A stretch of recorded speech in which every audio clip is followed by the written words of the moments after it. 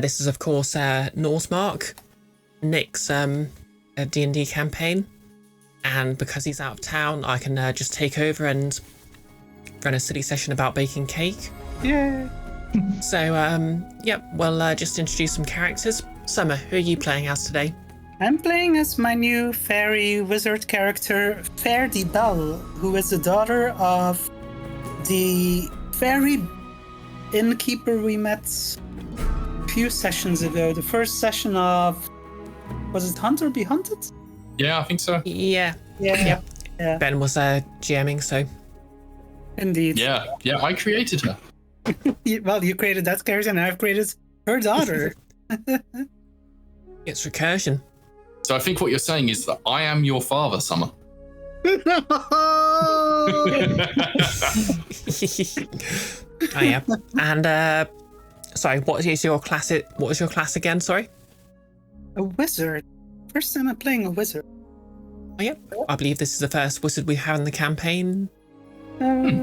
Well, there's Brick, but I think Brick has... I thought Brick was a warlock. Oh. In the list I made, there was another wizard, but I think they haven't been played yet. I think it's Ben. Yeah, that's Nick's other character, right?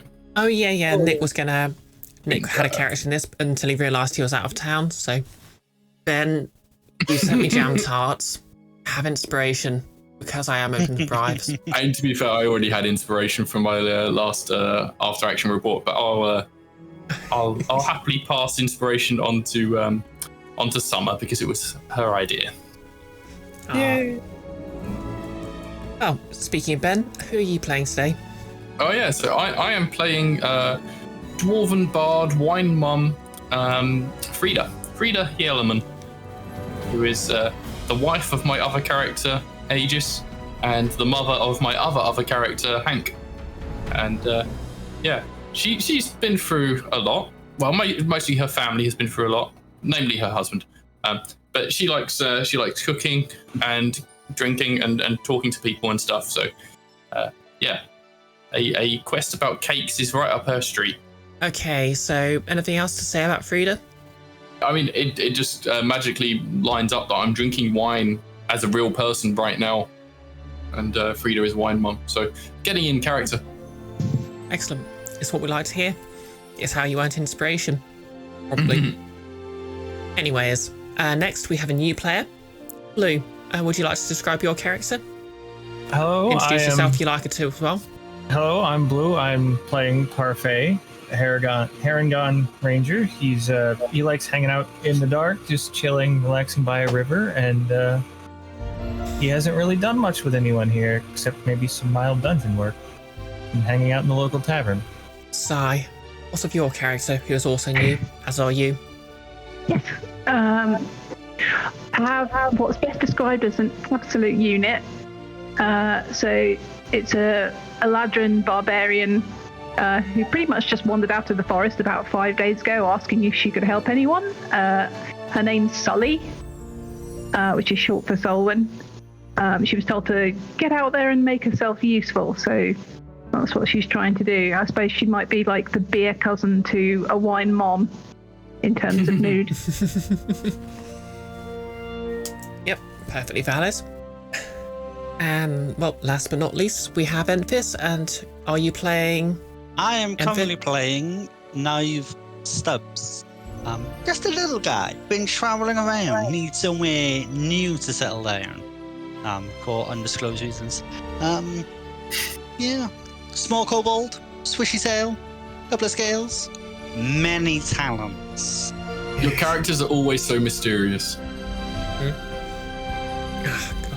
I'm just a traveller, just looking to settle down. That's why I'm helping out with the community. Full disclosure, I've already been traumatised by GMing Enfys when they're playing a kobold, so I know exactly what I'm in for here. Naeve's not nearly as bad as Black. Well, to be fair, they don't have a gun.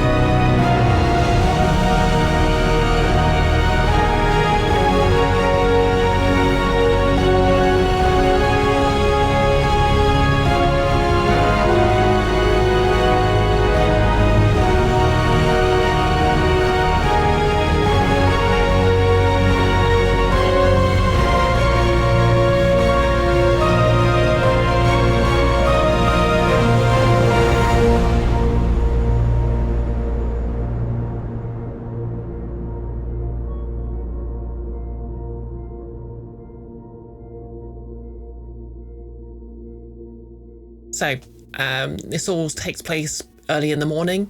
It's going to be sort of centering around, well, actually no, it's probably going to be close to the evening. You know, anyone who'd sort of hang out in the tavern might have headed there, unless they'd rather be somewhere else. What are you all doing?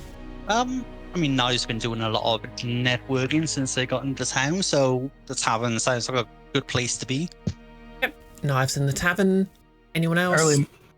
Early morning. Parfait probably recently woke up from the cave by the river, and he's probably on his way to the tavern to listen to some stories. Lovely stuff.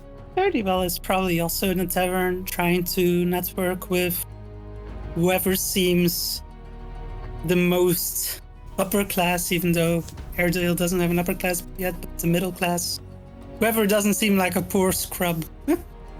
Just getting Just on the trying to bottom get floor in for their social place. mobility. Yeah. Yeah, Oh, well.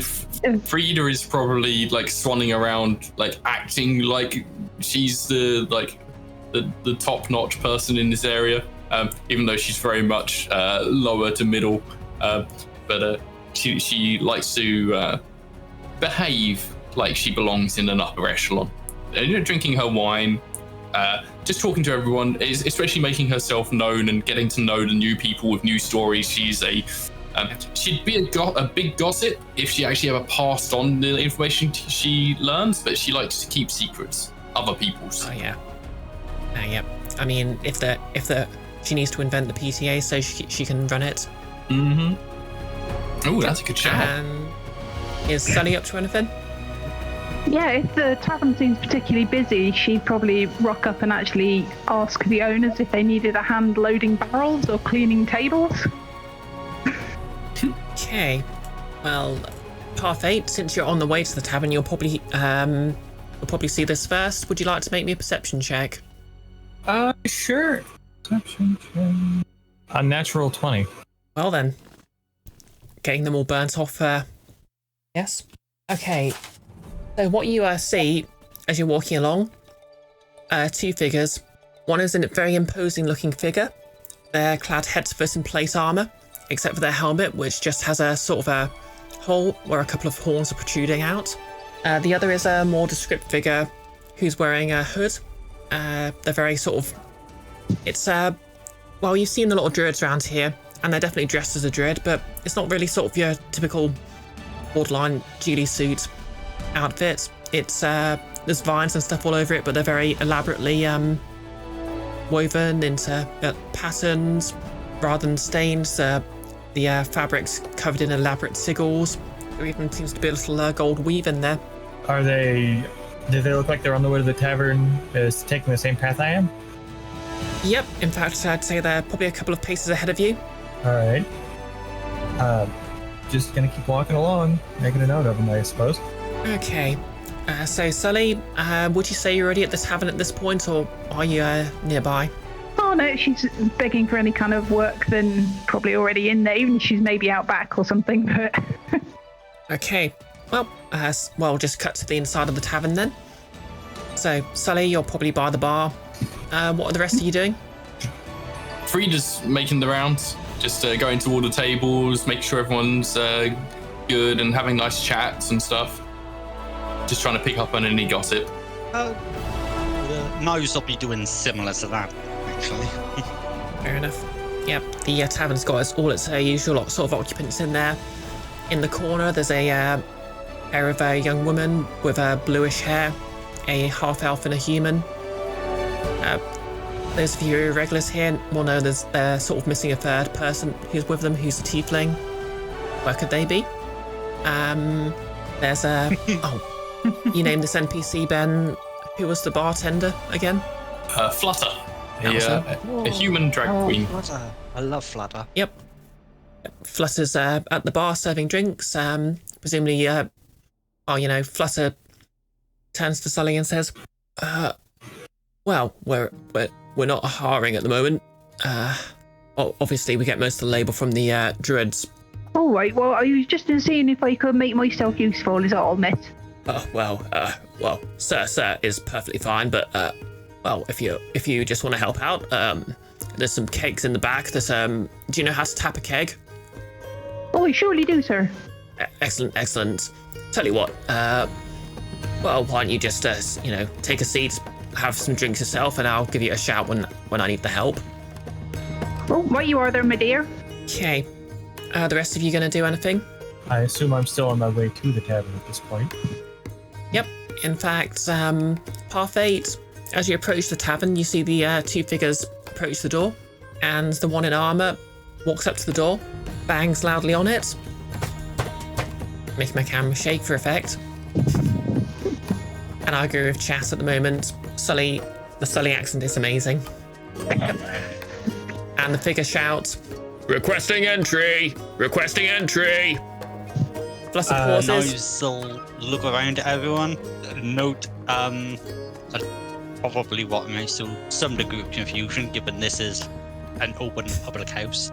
And then go and open the door. Yep. In fact, as you open the door, Fluster calls and says as much. This is a public tavern, sir. You can just come in. The figure ignores the barkeep, stands up, walks in. They're just wearing gleaming armor, covered with holy symbols, and he shouts, "Presenting archdruid, Tattle." And the other figure walks, just steps in behind him, pulls down his hood, and says, "Okay, carry it. That's quite okay." And before you stands a druid. He's maybe a little below average height. He's wearing a white alabaster mask with some blue and reddish highlights on it. Does anyone have Morian as their religion? Yes, I do. Dirty. Okay, then you'll know this specifically. This mask specifically means that he worships Morian in his aspect as the god of life rather than death, which isn't particularly unusual for a druid in these parts. Although you can all tell just by looking that this this archdruid isn't from around these parts, because this place is just pretty backwater. No one that important usually comes by. Having given that introduction and what looks to be like a rather fearsome paladin, Naeve is going to look for the biggest body in the room and just kind of slide themselves along them, just using them as like a block from a line of sight, because instantly no trust. Okay, give me a stealth check, just in case. Is this where I conjecture as to whether Sully is the biggest person in the room, except for the fancy guy in armor? I was wondering. Would anyone say their character's taller than Sully? Sully's rocking in at about 6'11", something like that. It's not just height either. It's also like raw. She's a lack of a better word. Charisma. Yeah. Yeah. Sully is a unit. I rolled Sully has a dirty 20, by the way. Okay, that'll do. Okay, I'm going to say yes, Sully's definitely the biggest person in the room. In fact, they're probably a good head taller than the druid, but not his paladin escort. I think Frida would step forward and kind of subtly usher herself into the kind of way of these people and say, it's such a pleasure to see such high-ranking members of the druid circle into this wonderful establishment. I'm afraid if you're looking for Tattle, she's away on business right now, but is there anything that we could help you with? Well, I don't believe I know any Tattle. Our liaison was one... And he just pulls some papers out of his pockets. Carrot. Wait, no, I found it. One Airy Pinkham? Acolyte? Yes. Yes, I do believe that is the traditional name of that Tattle goes by. Oh, yes. Druids in these parts always with their nicknames.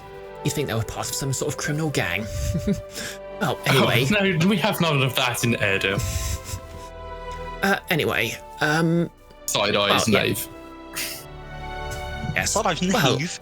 Frida knows him.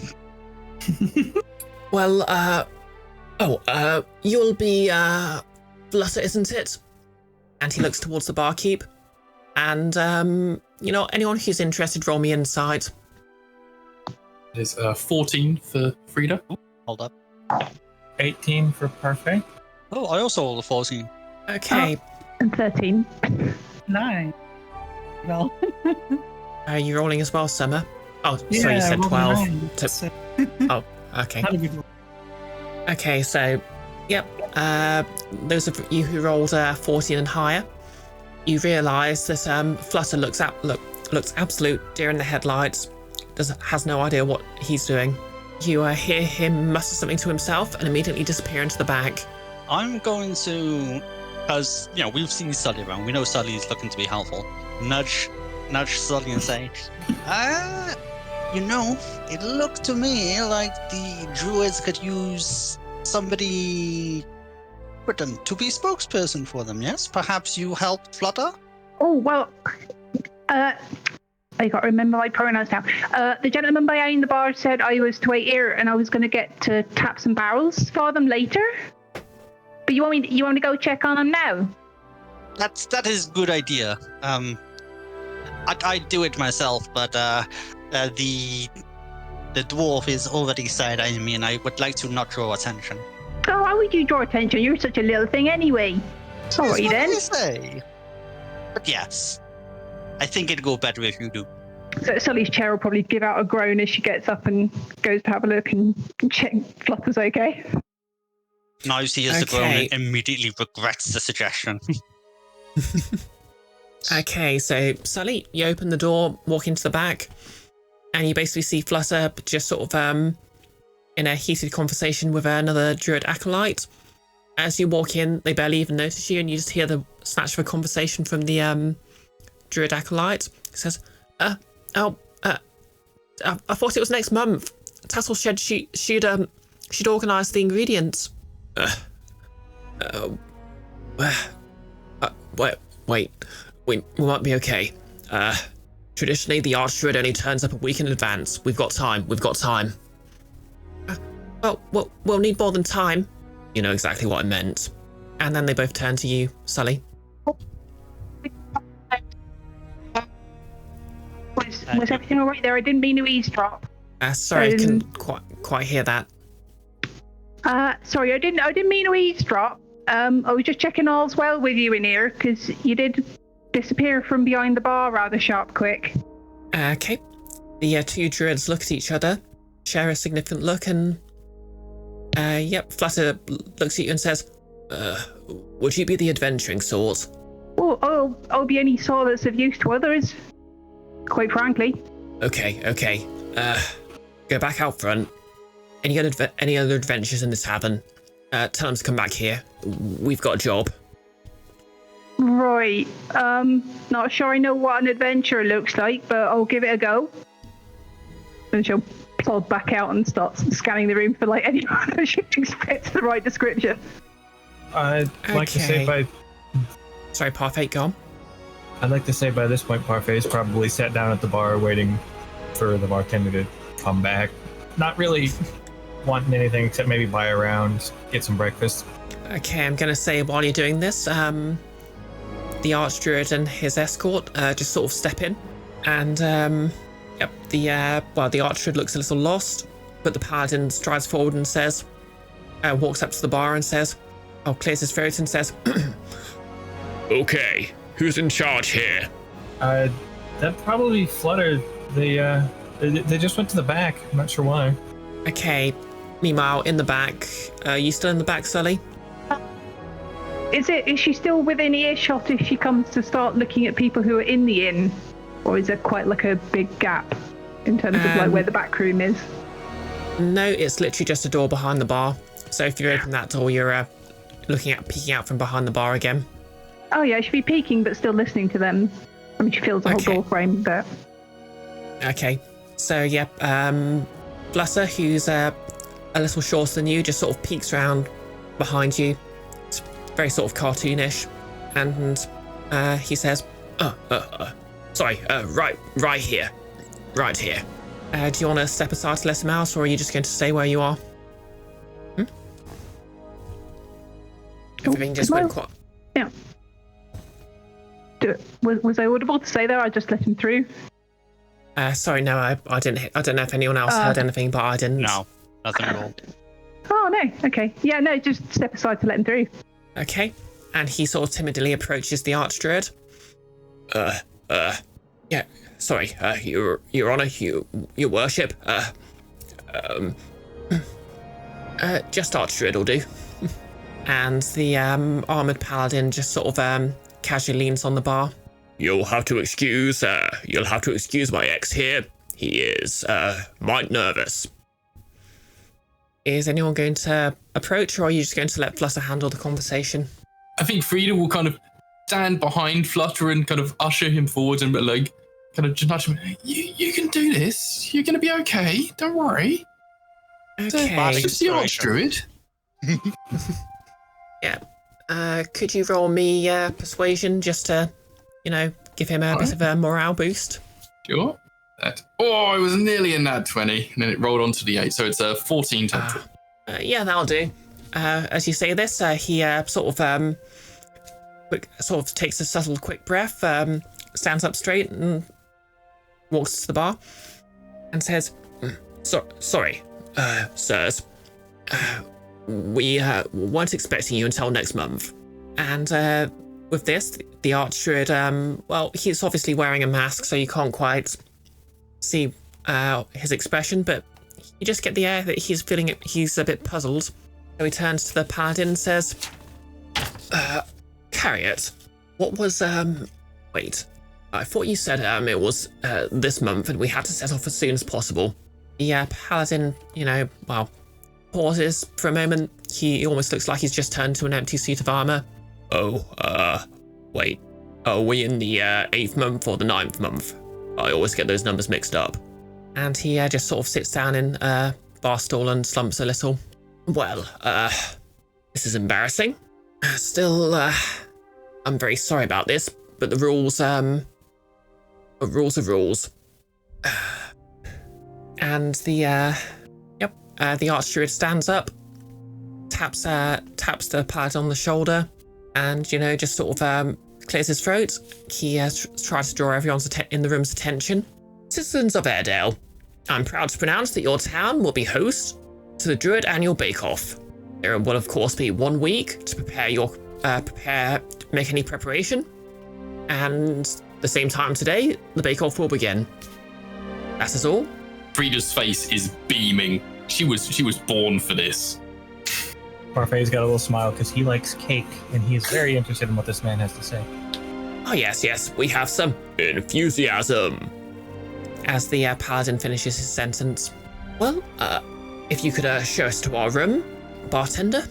And Flutter nods and leads the two of them upstairs. And at this point, Sully, you'll recognise the younger acolyte who Flutter was talking to earlier, just wanders out of the room. She just sort of pokes her head out nervously out of the door, looks around, and says, "Are they gone?" Big thumbs up from Sully. Cool. Right. So, adventurers, did you find any? Well, he was doing a big speech. I didn't want to interrupt him. But I'm getting right on it. And you'll probably just start trudging around and asking people. Okay. So obviously, we won't really need to sort of ask the two in the corner, but they say they're busy. And then I guess you'll run into everyone else. Frida will literally just kind of insert herself as soon as she starts, as soon as Sully starts going around. She's like, what are you after? Oh, you want adventures? Okay, so you want that one, and that one. And I'll definitely come along. This sounds like a hoot. And Frida's pointed out Naeve and Parfait and what was your other character called?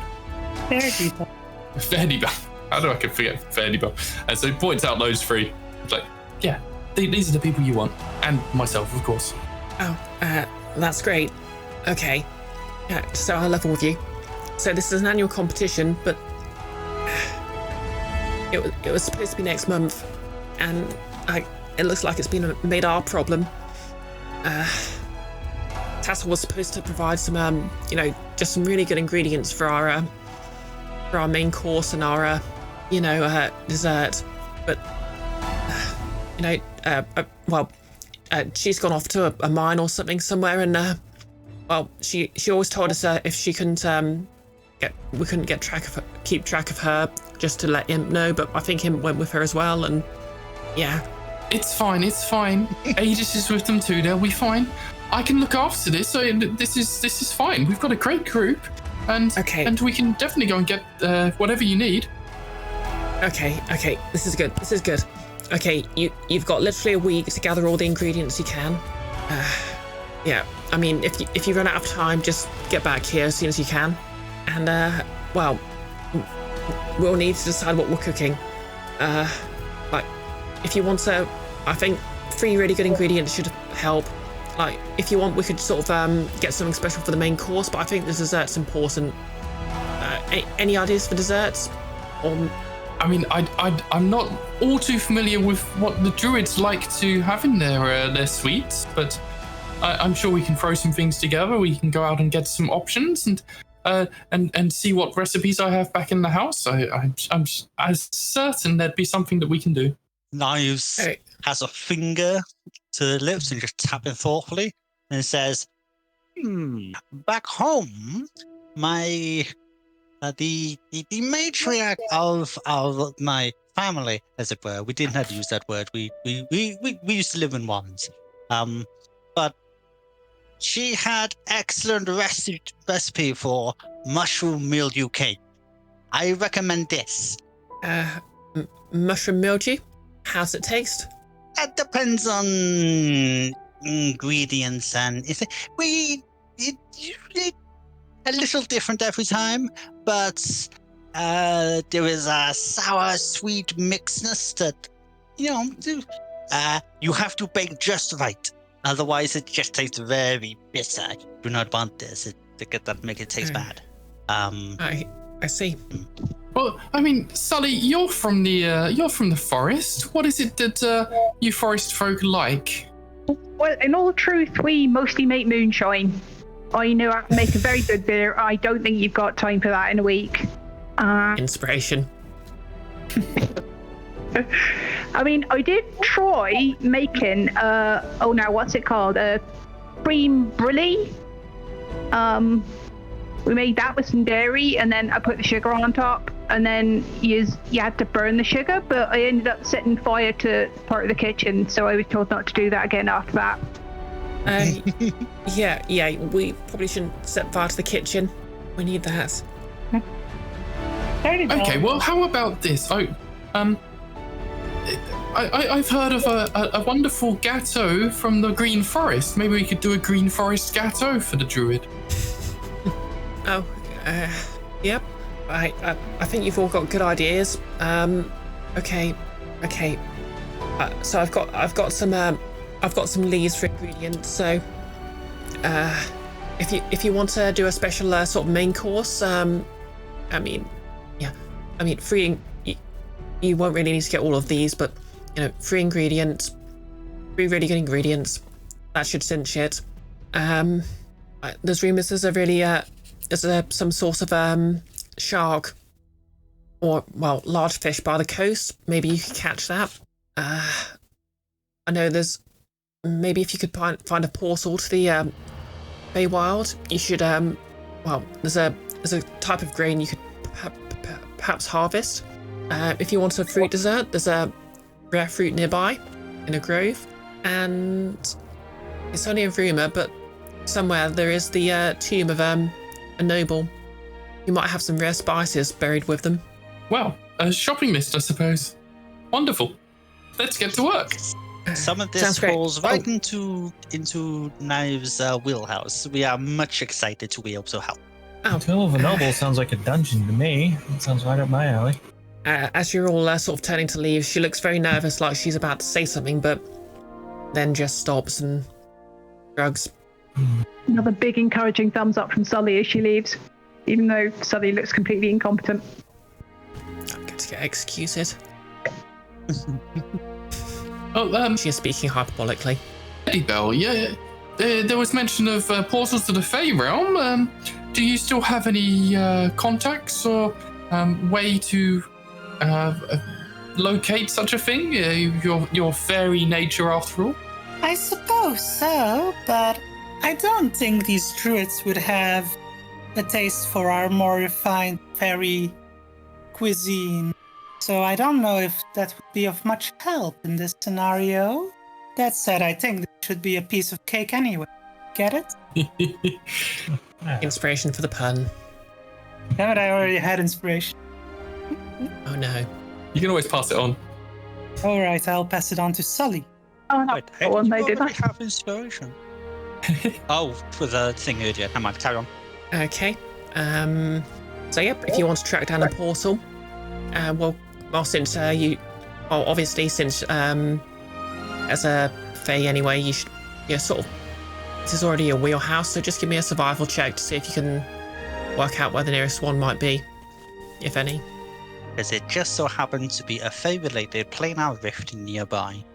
Crazy. I mean, to be fair, if the druids didn't know about one, they'd have probably suggested something else.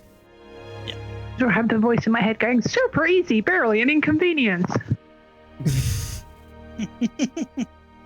Do we have a roll? Oh, sorry. I didn't hear that I was being asked for. Sorry, Oh, it's sorry, not survival 20. check, please. Not 20 plus 1. Yeah, that'll do it. Yeah. Okay, so for a natural 20, it's actually the second natural 20 of the night, I believe, Ben, since we started off with one. I think the first one was a dirty 20. Yeah, I said was it? unnatural, so that might have been lost. Oh, sorry, I must have misheard. Yeah, so for a natural 20, I'll say you also know a bit about this plant. You can't quite recall the name.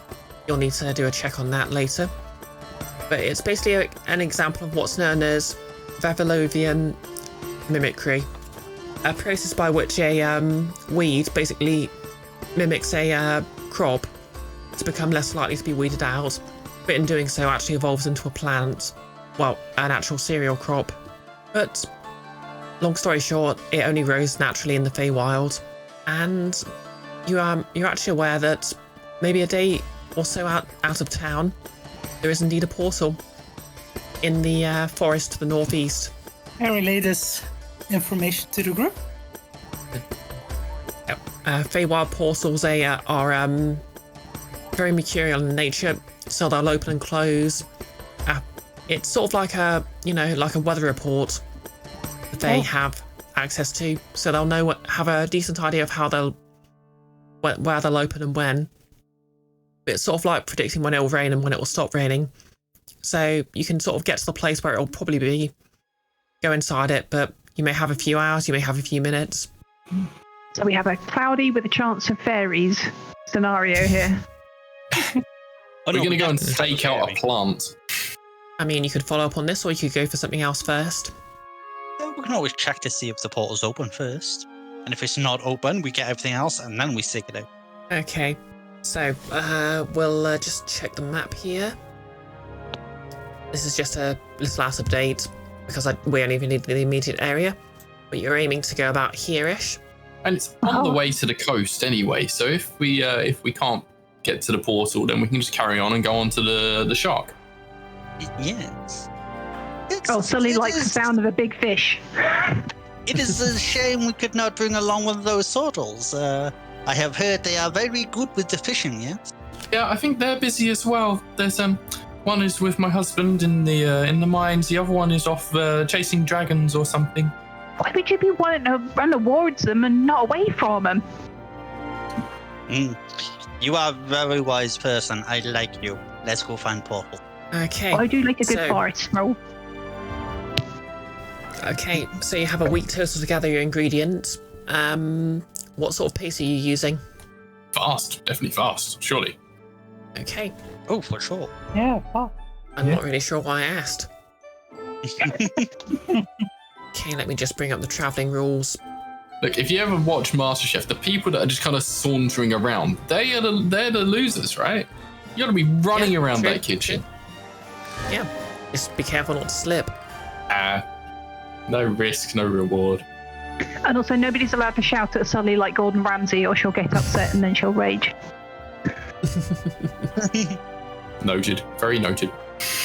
Okay, having trouble selecting this. There we go. 12 tokens for you. Zoom back out again. Wait, did I break that? No, it looks fine. So, yep, you've got 12 tokens. Which direction are you headed in? This is your goal? I assume we only want to pass the river once? Yep, I believe that's. Yeah, makes sense. Like if we go here and then. Actually, And then did cross we have to a it. bridge? We got a bridge here. We have, but that's south. Oh, okay. That's the vineyard. So I think Yeah. if we go to the northeast and then just straight across the east. Yeah. It's going to work out very similar numbers either way, so we might as well go north. At least this one's a plains.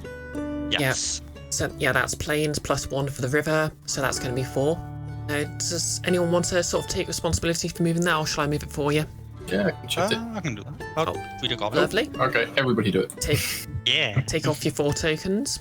And I'm not going to draw from the tarot deck for this, for this session. But what I will do is I'll need who's out in front and who's at back. I'll follow up at the back. Okay, whoever's at out front and whoever's out back, I'll need a perception check with a -5 penalty, please. For no reason. All right. Very So, good. 2. Wait. I rolled a natural 1, but I think I might have proficiency in perception. I do have This is proficiency mine. in perception, so that's a 4. Is that Slightly modifier better. taken away? Oh, that's a -1 then. Okay. And who's out front? I suppose Parfait can be up front. I said perception check -5. That's correct. I rolled a 10. Okay, so that's going to be 5 plus your modifier. Yep. Okay. Naeve, you see a small bunny. It looks a bit aggro, but as you walk away, it doesn't follow. You must have intimidated it. Everybody think that just because I am kobold, I'm going to eat them. Silly beastie. Parfait, you don't really see anything unusual, although something does feel a bit strange. But obviously, you're trying to make good time, so you just push it out of your head. All right. So I think nothing so- of it.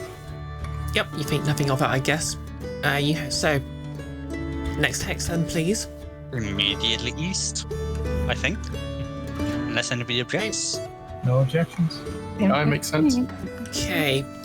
It's sort of starting to get dark as you arrive in the forest, but light's still filtering through the trees a bit. And as you walk in, -6 on the token. yeah, that should be a 6. So you've got 2 tokens left. I'm just checking that. Sorry, carry on. Okay. And everyone, you know what? Whoever's leading, just make me a. Actually, no. Whoever wants to find the portal, make me an Arcana check just to see if you can track it down. Oh, this is So I think we're out of. close. Yeah, I think we're out of sort of more mundane tracking at the moment. 24. Bloody heck. Oh.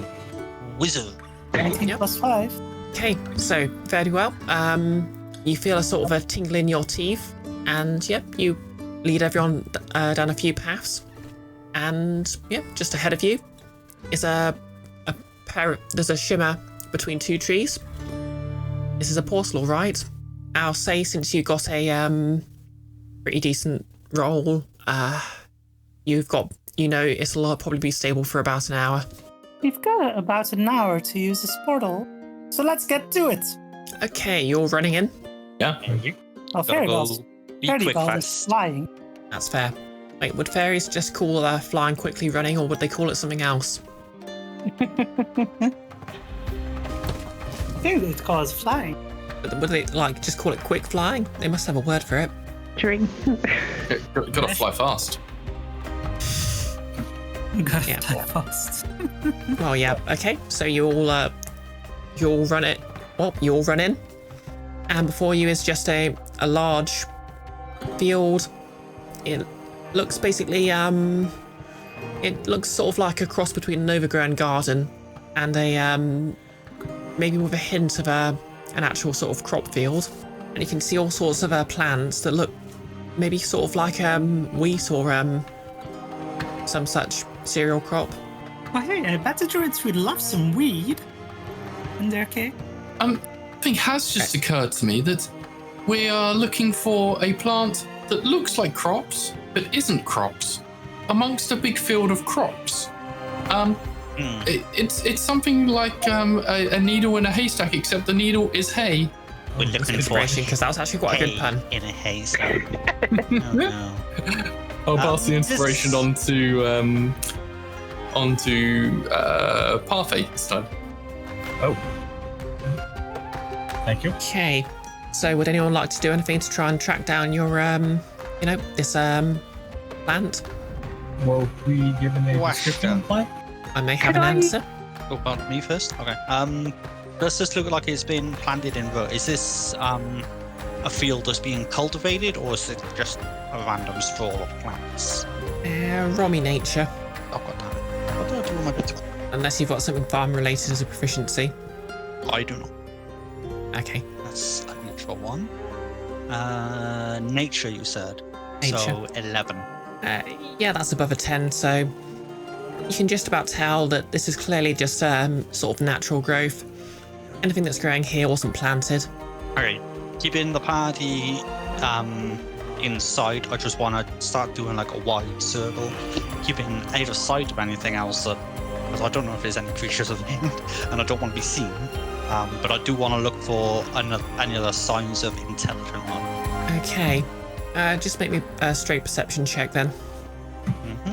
19 total. Okay. You are fairly certain that the only intelligent life around you is the other 4 persons with you. Okay. As I come back to on my patrol, if you like, I say, it's just us here. Is anybody knowledgeable about plants? Can they tell the difference between the fake and the real? Faerdibelle, this is your land, right? Surely you know something about these magical plants. Well, you may have noticed that I'm a wizard, not a farmer. But I suppose I could give it a try. And you are a fae, and this is the fae realm. You hopefully would be a little familiar. Well, normally I just eat what I'm served. She'll give it a good try. To have a look and see if she can make out. Would not Okay. be. She. Tell you it's a what. nat- What's that, sorry? Is it a nature? Tell you what. We'll call this nature or arcana, and you can have advantage if you're proficient with both. No, thank God. Wait, if I'm proficient with both. Yeah, if you're proficient with both, I'll let you have advantage. Otherwise, I'll just need one or the other, please. Proficient with arcana, but I rolled a 3, so that's 3 plus 5. Okay, oops, sorry, hit my mic. You're fairly certain that some of this grass is indeed some type of grass, and some of it might be edible, but you're not really sure. I think you saw a farmer chewing something similar once. Now, Parfait grew up on a farm. Would I be able to see if I can suss out any edible plants we may be looking for? Absolutely. Give me a nature check with advantage, please. Okay. I was just about to poke the rabbit. With advantage, I got a 12. Okay. I think that'll just be enough. You find one single stem, and you look at it and you realise this is proper what you're after. It's very similar to a crop called rye, which you've grown before. It's actually quite good with a crop rotation. And, well, you show it to everyone else, and I'm going to say all future rolls to track this down in this area now, there is an advantage because you actually know what you're looking for. Excellent. Now we just need whiskey. Say, like, do brewers' tools give me any advantage with anything grain-like? Yeah, to be fair, you probably work with a lot of grain with brewing. So, yeah, you can make a nature check at advantage as well if you like. Oh, well, the best I did was 13, but for nature, that's plus 4. So, hang on, 13, 14, 15, 17? Yep, 17 sounds good.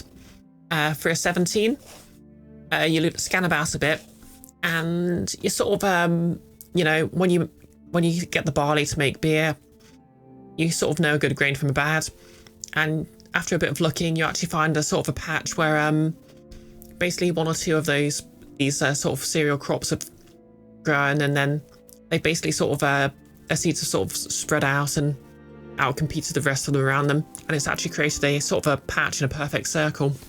A fairy circle, you might say. It has a sort of a faint glow to it. I do resent that notion, as fairies do not usually go in a circle. While those that are doing what they're good at, houses realise that they're very much out of their wheelhouse in doing what they're doing, farming stuff. I would like to go and keep an eye on the portal and just make sure that's still not showing any signs of about to close. Okay, give me an Arcana check. This dice is going in the bin. 5. Thought you saw a wobble. It could close at any moment. Oh no, I immediately call out to everyone, be fast, we have maybe minutes. Okay, so Parfait will try to carefully gather up as much of the plant as he can. Okay. Do you have any sort of farmer's tools you're proficient with, or? No, doesn't look like not on my sheet. Okay. I've got 2 hand axes, if that's any use. Like a sort of makeshift side. Yeah, I'll tell you what, Parfait, if you roll me nature, and I'll count that as an assist. Okay, nature check. At advantage because of the assist. Alright, 10. Just a 10. Okay, you managed to sort of cut a few of them down and tie it into a bushel, as you're very well practiced doing. There's still quite a bit of it left though, and you're not sure if this will be enough to bake an entire cake with. Can I see if anyone else would know if it would be enough? If I should maybe grab more, or if we need to head back to the portal? Okay, is anyone proficient with anything related to cooking or baking? No, it's just the brewing for me. Okay, well, I think that'll still do. If you want to roll me if you roll a check with your brewer's tool of proficiency, we'll call this intelligence. Just straight intelligence. With your proficiency for the brewer's tools. Yeah, so I'll be... I think I've got 17 again there. Oh, nice.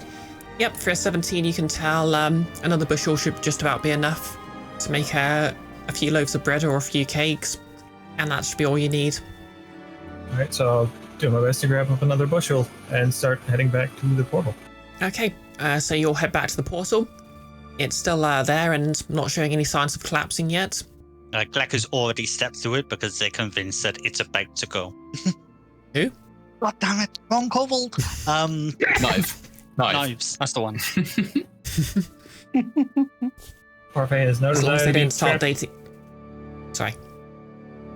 Parfait has no desire to be trapped in the Feywild, so he's going to take him at his word and head back to the portal. He believes it's closing. Okay.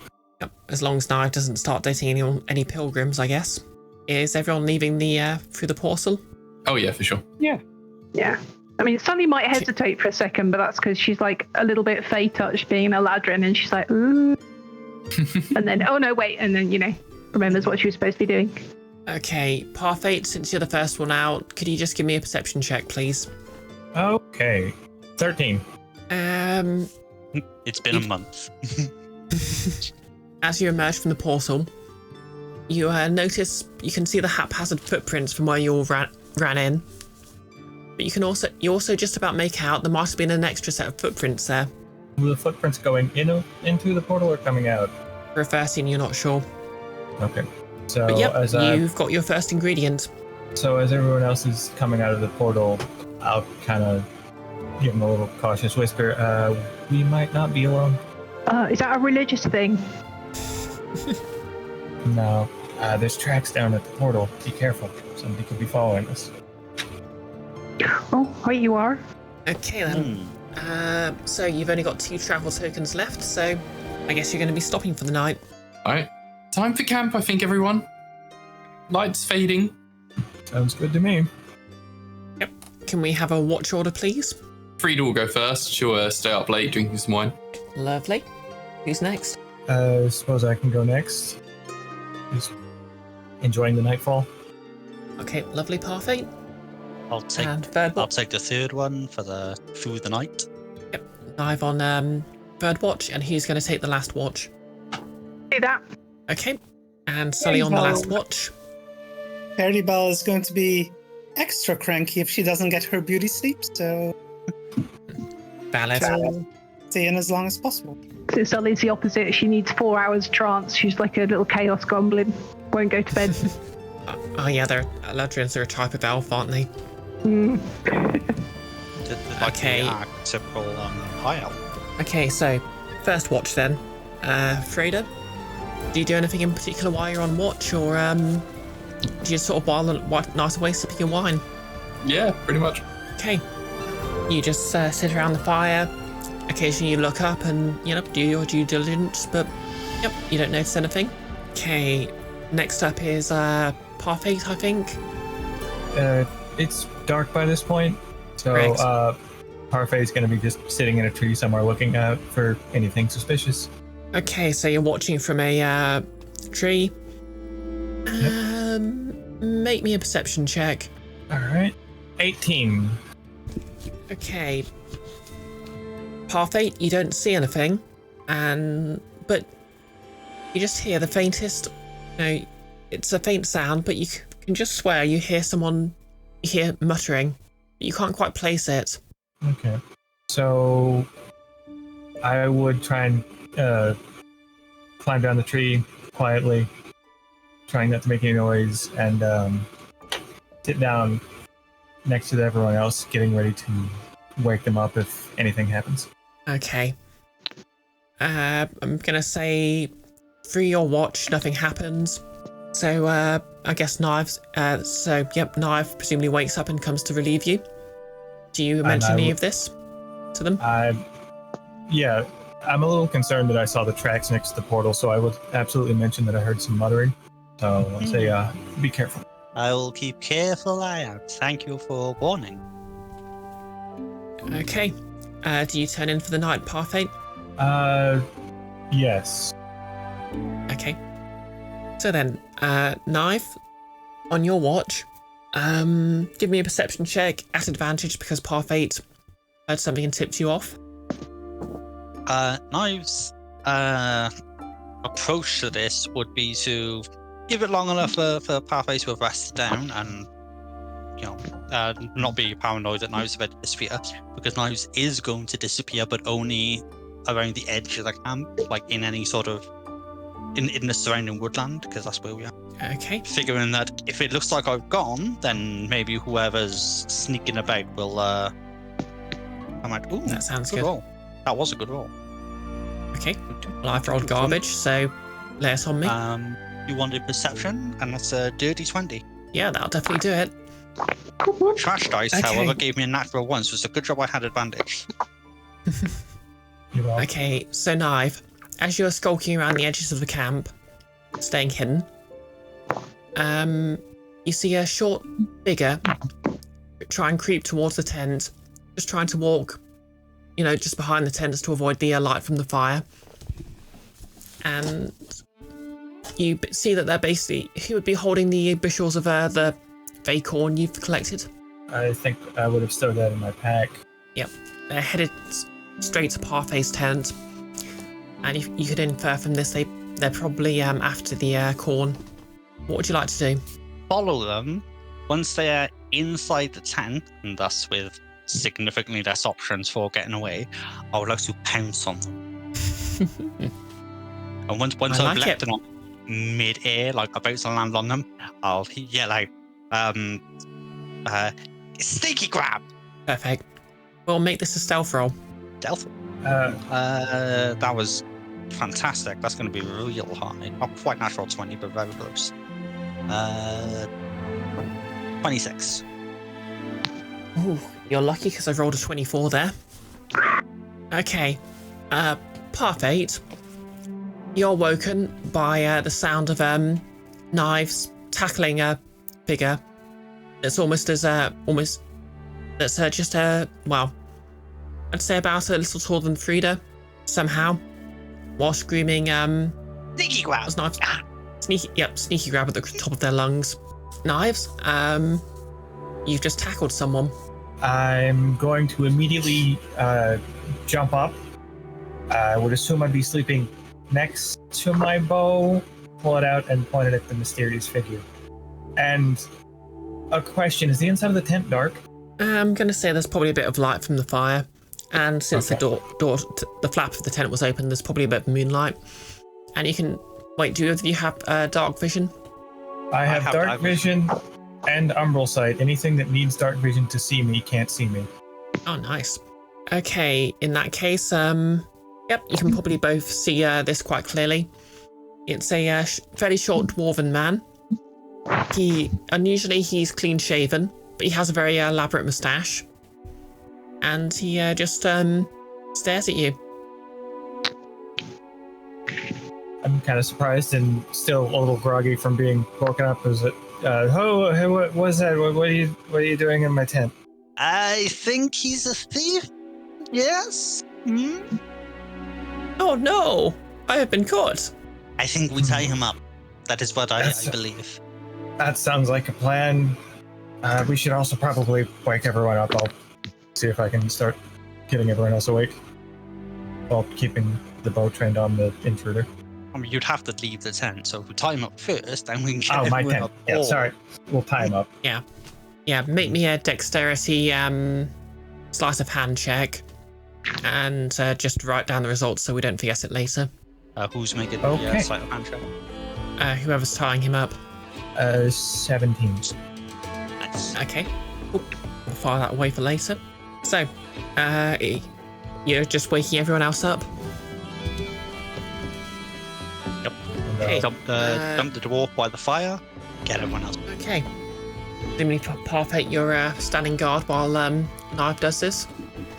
Yeah, I'm standing guard, but I've tried to retreat a little bit into the shadows to give me a bit of an advantage while watching the dwarf.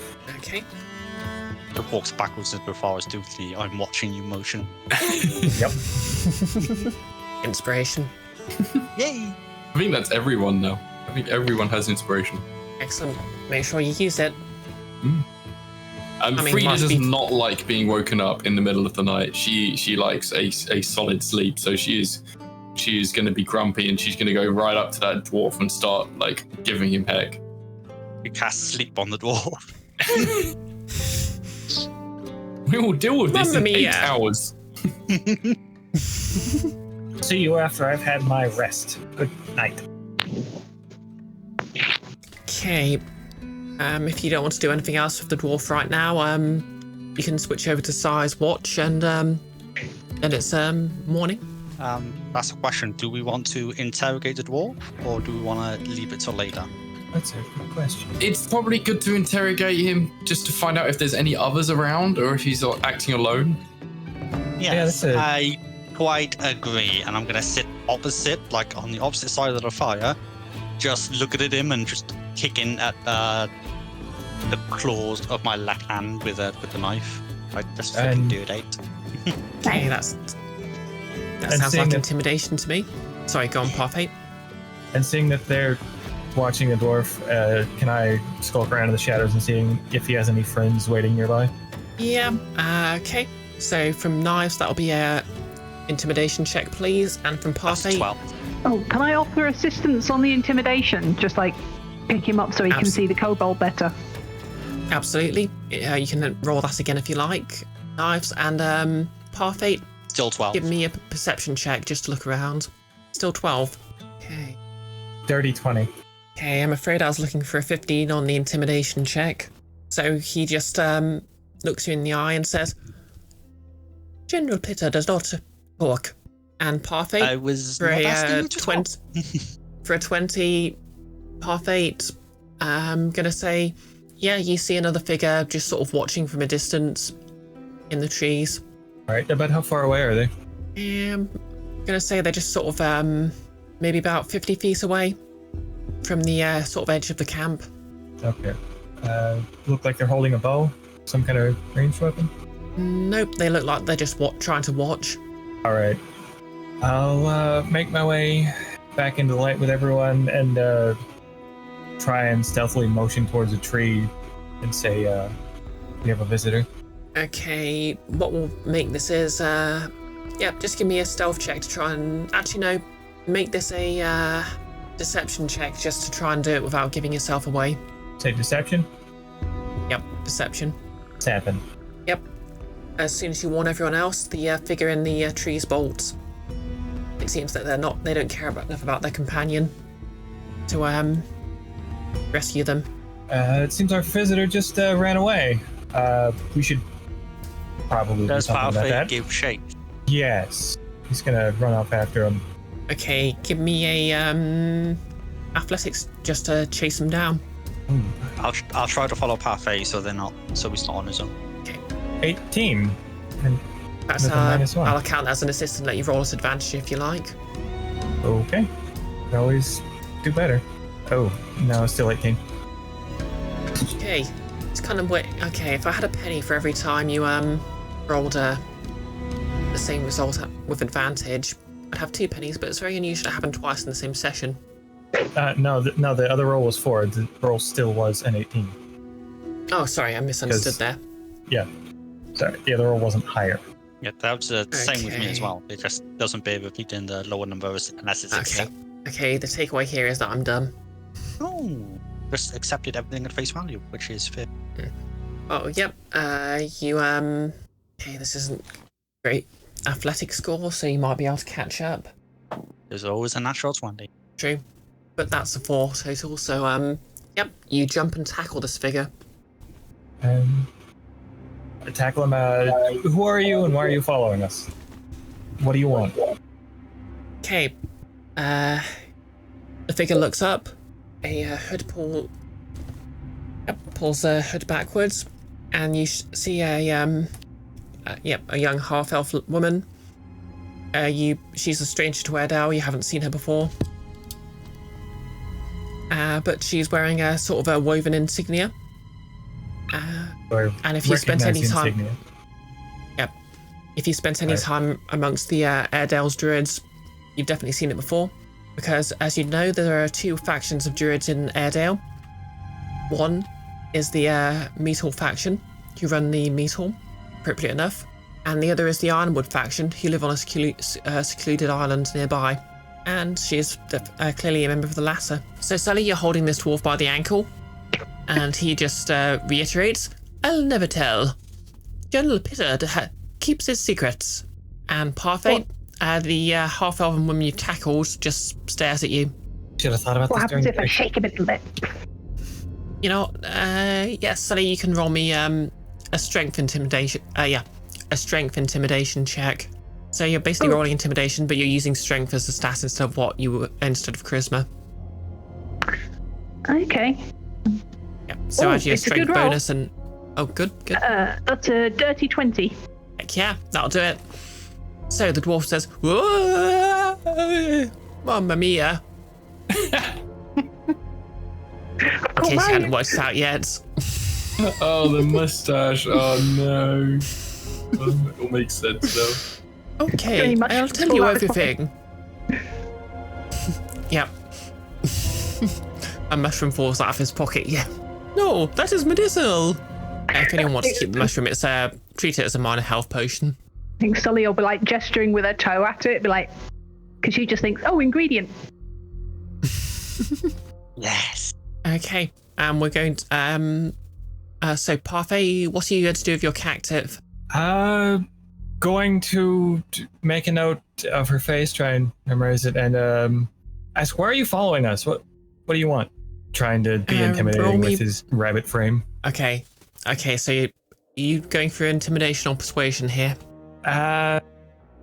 Intimidation. Okay, roll me intimidation then. 6. Can I help? She remains silent and stoic. I cannot help. Yep, you can help. You want to help with the intimidation check? Yeah. You're gonna leer over the top and just so they get like you know when a camera does the pull back but focus in thing, so you get like a really long vision of something. Oh yeah. And that's like the perspective that this elf is getting as I'm leering over them and just looking directly downwards along the kobold snout into their eyes, like yes. Okay, yep, that's an assist Parfait, if you'd like to roll again. Okay. 14. That's a bit better. But is it enough? Gosh. My name is Charlotte, if you must know. Charlotte, what are you doing out here? Is Charlotte of what? Oh, I thought you'd quite noticed. We're here for your ingredients. Yes, but we need these, so I'm afraid we can't let you have them. And that's why we can't let you keep them. What do you need them for? Because they're very important to us at the moment, so... Again, that's why they're important to us. We need them because you need to not have them. Would this have anything to do with baking? I'm asking them that. It might. Well, I'm going to try and hop away, get off of them, like just hop backwards, and hand the pack of ingredients off. Sorry, I'm trying to hop away from them, like stand up, hop off, and hand the bundle of ingredients off to Kobold, whose name I forget. I am sorry. Naeve. All right. Yeah, for a second there, I thought you were handing her the ingredients she was trying to steal. Yeah, I was also quite confused. Okay. Like, am I going to have to stab some people? Yep. So now if you have the bushel of you have the bushel of fey corn. And I disappear into the shrubbery. I am the bush. Okay, I won't make you roll for that. You're probably quite good at it. It's only one of my expertise. Nice. So yep, Parfait, you're alone with the captive. Are you going to let her go, or you have other things to deal with? I would attempt to tie them up like I did with the dwarf and lead them back to camp with everyone else. Okay, roll me sleight of hand strength. So I would have left my rope with them if I needed to. Yeah. Say sleight of hand strength? Yeah, that's the basic rule for tying knots for some reason. Oh, Wow. okay. I would have thought it'd be Dex or Int. No, Int, surely. Oh wait, no, I think you're right. It's intelligence. Yeah, intelligence sleight of hand. Okay. I think I got a 10. 10. Ooh, this might come up later. So let's get you back to camp, see if we can deal with you there with your friend. And I'll try and start leading them back with everyone else. Okay, I'm just going to roll something. Oh, cool. She rolled a natural 1, so she doesn't escape those knots at all. Oh, okay. So I think back at camp with Sully still dangling the dwarf, Frida would have been getting up in his face and just be like, "Look, I've dealt with a lot of belligerent dwarfs in my time. I'm not going to be having it from you. You have interrupted my sleep.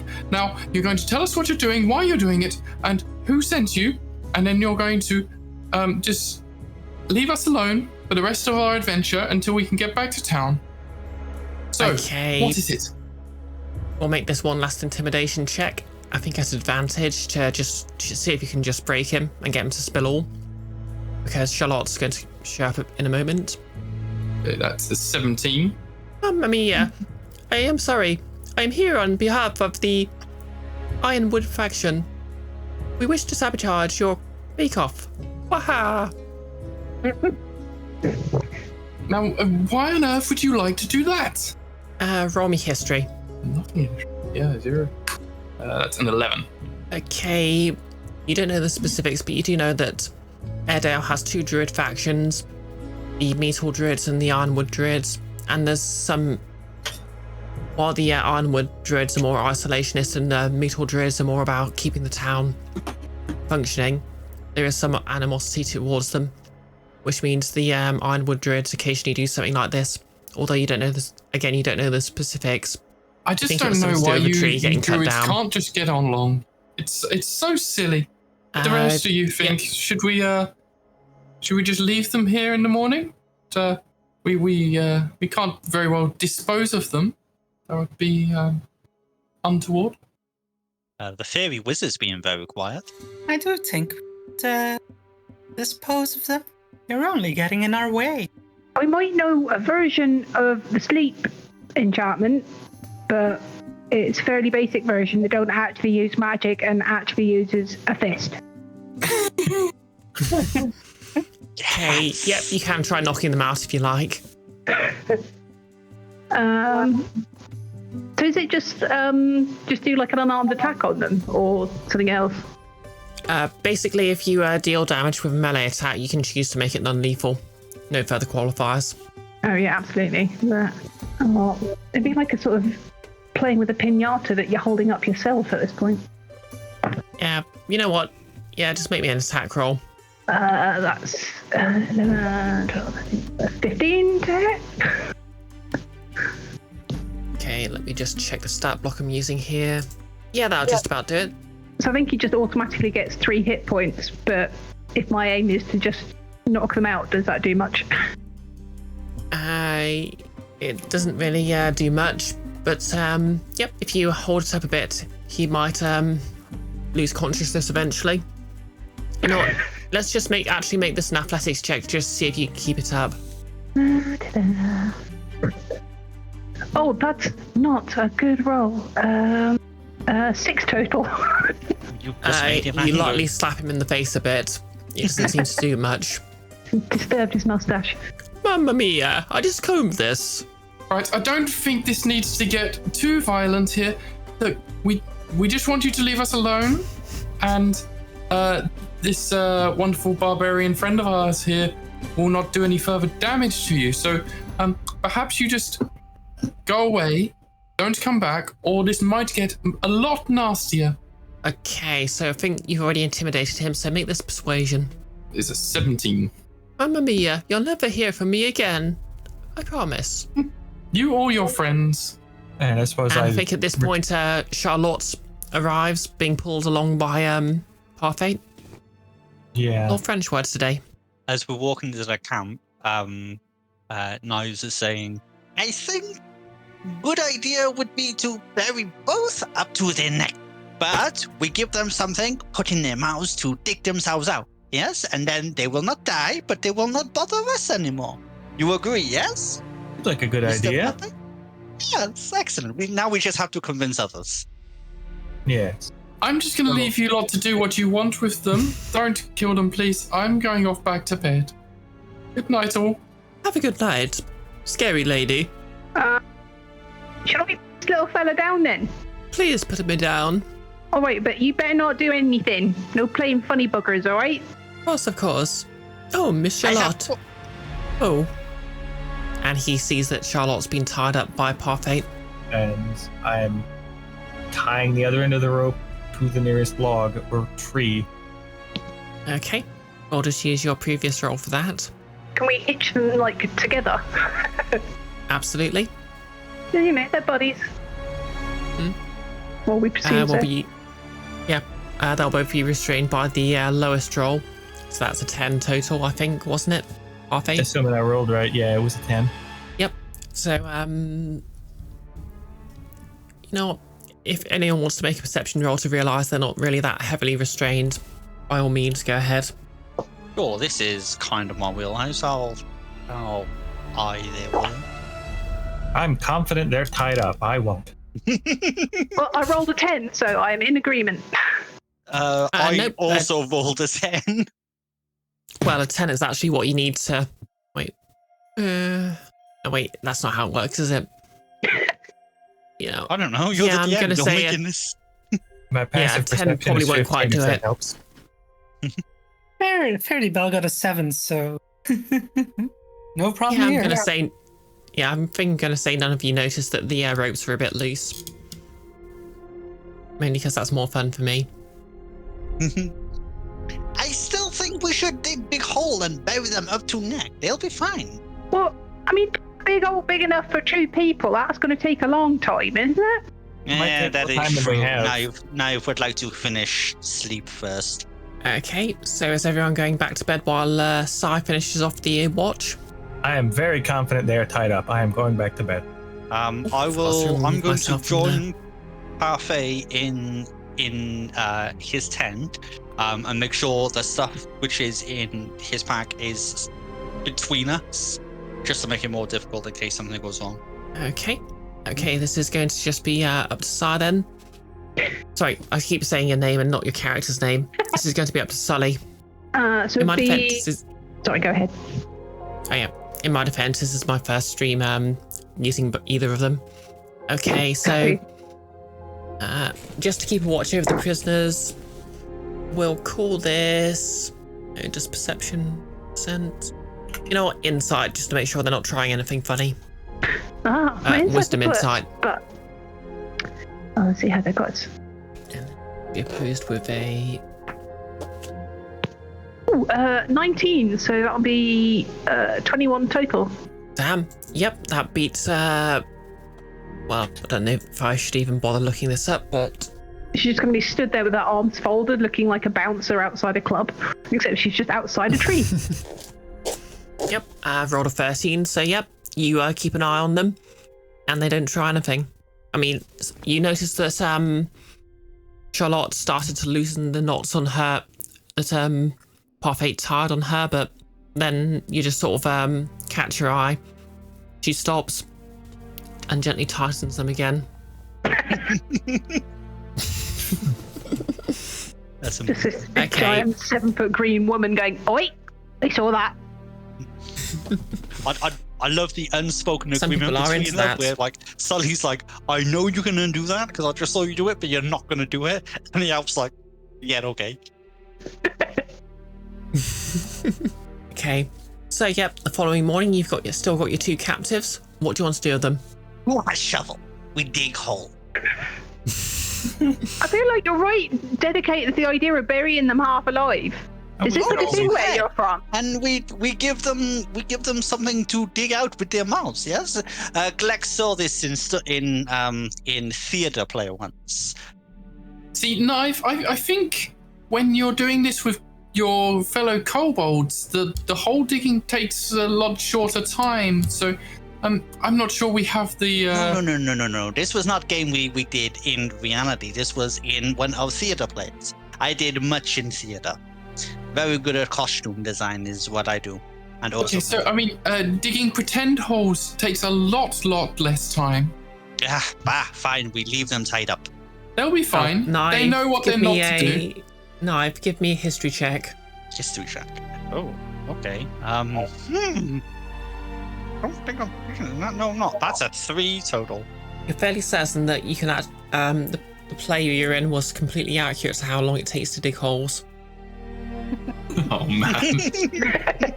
When you do this as long as I have, you become expert in all manner of things, like digging. But you do is, you all want to be lazy. That is okay. We should go find more ingredient. I don't care how you dispose of them as long as we do. They're just getting in our way and taking our precious time. Then did we Very camp? A fairy can dig holes in 5 minutes. Speaking of fairy, did we Oh, camp next to the Feywild portal? Yep, it closed after about 30 minutes. Oh, I was gonna see if it would reopen and we could just shove them through and then break it. That's mean. I'm all for it. Oh yeah, by the way, Sai, I'm going to say because you saw that Charlotte was starting to undo her bindings, you could, just, basically allow someone to redo them. I feel like if we leave them tied up, that's no better than just burying them up to their necks. Okay. What if? I am pretty good at tying knots, so I will refasten, and then we leave something sharp in one of their hands so they can cut it free. But it will take them a long time, and then we will be gone. Something not too sharp in that case. Okay, so what we'll do here, I'll have you roll. Roll me survival. We'll roll it, and then we'll roll that again. They're a sleight of hand, and we'll see if how long it takes them to get free based on that. Oh, if we're using survival, can somebody else do it? I can have a go. Yeah, my survival's not great. So good at tying knots. I am when we're using the usual knot tying that. Yeah, this is less about tying knots and more about trying to get them to be able to, basically less about tying a tight knot and more about trying to get them able to untie themselves after a specific amount of time, so it's a bit different. Yep, that's fair. Okay, nobody yell at me. I had a +4, but I rolled an 8.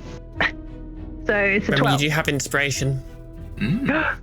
Oh, yes. Does that mean a reroll or add a 6? Yes. Or Yeah, you can, inspiration, you can just burn for a reroll. Nice. I will try that. Oh, and it's better. That's 18, 19, 20, 21, 22. Yes. Nice. Nice. Okay, I'll just roll for them. And they don't actually have a very decent decent score for this, so... Wow. Yeah, you can just dictate how long they're here for. The 12 would have been fine.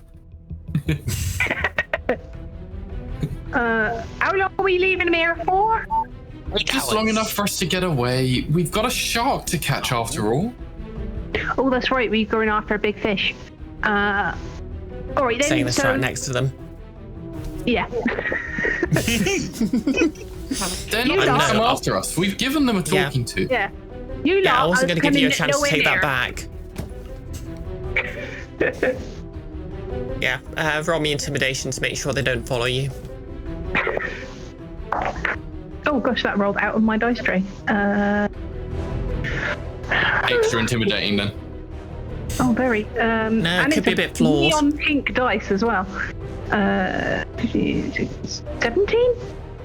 Yep, they won't follow you. You're fairly certain. I mean, if that's in Sully's judgment, then maybe not, but...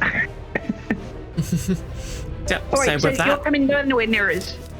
You'll walk the other way to what you see us taking off in, and you'll not come near. And you tell them other druids that you sent out to the bake-off that they're not to interfere. yes, you will not see us again. Or Until any takeoff. of your friends. Yes, we were the agents sent to pursue you. Or any of your colleagues who are not your friends. I was actually hoping you wouldn't say that. That was very specific. I like it. I have a feeling Faerdibelle has many colleagues who are not friends. And Faerdibelle has inspiration, by the way, because that is literally what I was thinking. That's the third time the second time I'm getting inspiration today. Well, I haven't used the inspiration I have. You could always give it to Sully, who has used it. Just used it. Oh, yes, indeed. Use inspiration. Wait, no, forget about the inspiration. Don't use the inspiration. Yeah, Nick would not approve if I wasn't trying to act the heel here. But yep, new day. New dawn, as someone else would say. What is your travel speed? Unless anybody objects. Cake to bake. Yeah, we're on a mission. Okay, Yeah. new time. Update that. Was it Tokens, 14 now? Is it 12 for Go Fast? Wow, that's so much. You can get miles. Yep, 12 tokens for going fast. Get some pretty significant penalties though. It'd be fine. Don't worry about it. Right? Are we heading northeast? Well, if we just go on the coast, we can just go straight east. I think any of the 3 directions we. Wait, what else do we have to gather apart from shark? Well, you've already got one ingredient. The shark will be another ingredient. Your other leads The are spices. a rare fruit or berry growing in a grove, and some awesome spices in a dungeon. I mean, I suppose you could try going for all 4 if you really wanted to achieve, really want to achieve something. But and there's also a rare creature you could. No, wait, no, that's a shark. That's a shark. Never mind. Does anybody know where this dungeon, where this tomb might be? Given that any information on that? Roll me history if anyone wants to work that one out. I know nothing. I'd just get a straight roll on history. Oh, and nat 20. same. I also got a net 20. Nice. Oh, bloody hell! For your double natural 20s. It's like double rainbow. All the way. What does it mean? Okay, I'm docking you inspiration for that meme. But yes. Valid. Yep. You actually know that there's the tomb of one Lord Zimays, known for their love of spices and sugar, and they definitely have a massive stash in their tomb. And you know that's it's a bit obscure, but it's probably about somewhere to the north of Airedale, but within the point where the rivers intersect. About here. Oh, I'm clicking on the wrong map. So about here. Okay. So I suppose if we go northeast, then we could go west and try and get to the tomb before the end of the week. We should have plenty of time for that. Sounds like a good plan. Yeah. Sounds good. Cool. Let's get us some shark. Okay, you've got 6 days left. which way you head into the tile. You're of course zooming. Yep, adjust that. Thank you. 6 because of forest, I think. No, it's because we're going into the plains. Yeah. It's whatever the Because we're plains entering value is. Yeah. So that's 4. I think so. So you're up to down to 10. And you know what? Let's have some fun. Uh-oh. Uh-oh. What? I'm afraid. In the breeze. This is like the thing when you walk into video games and the boss music starts, but you can't see anything. It's more like when you're walking along in a JRPG and the screen just sort of shatters. Ooh, yes. Why do I hear piano music? Yeah. Unlike Nick, I've not got music set up, so.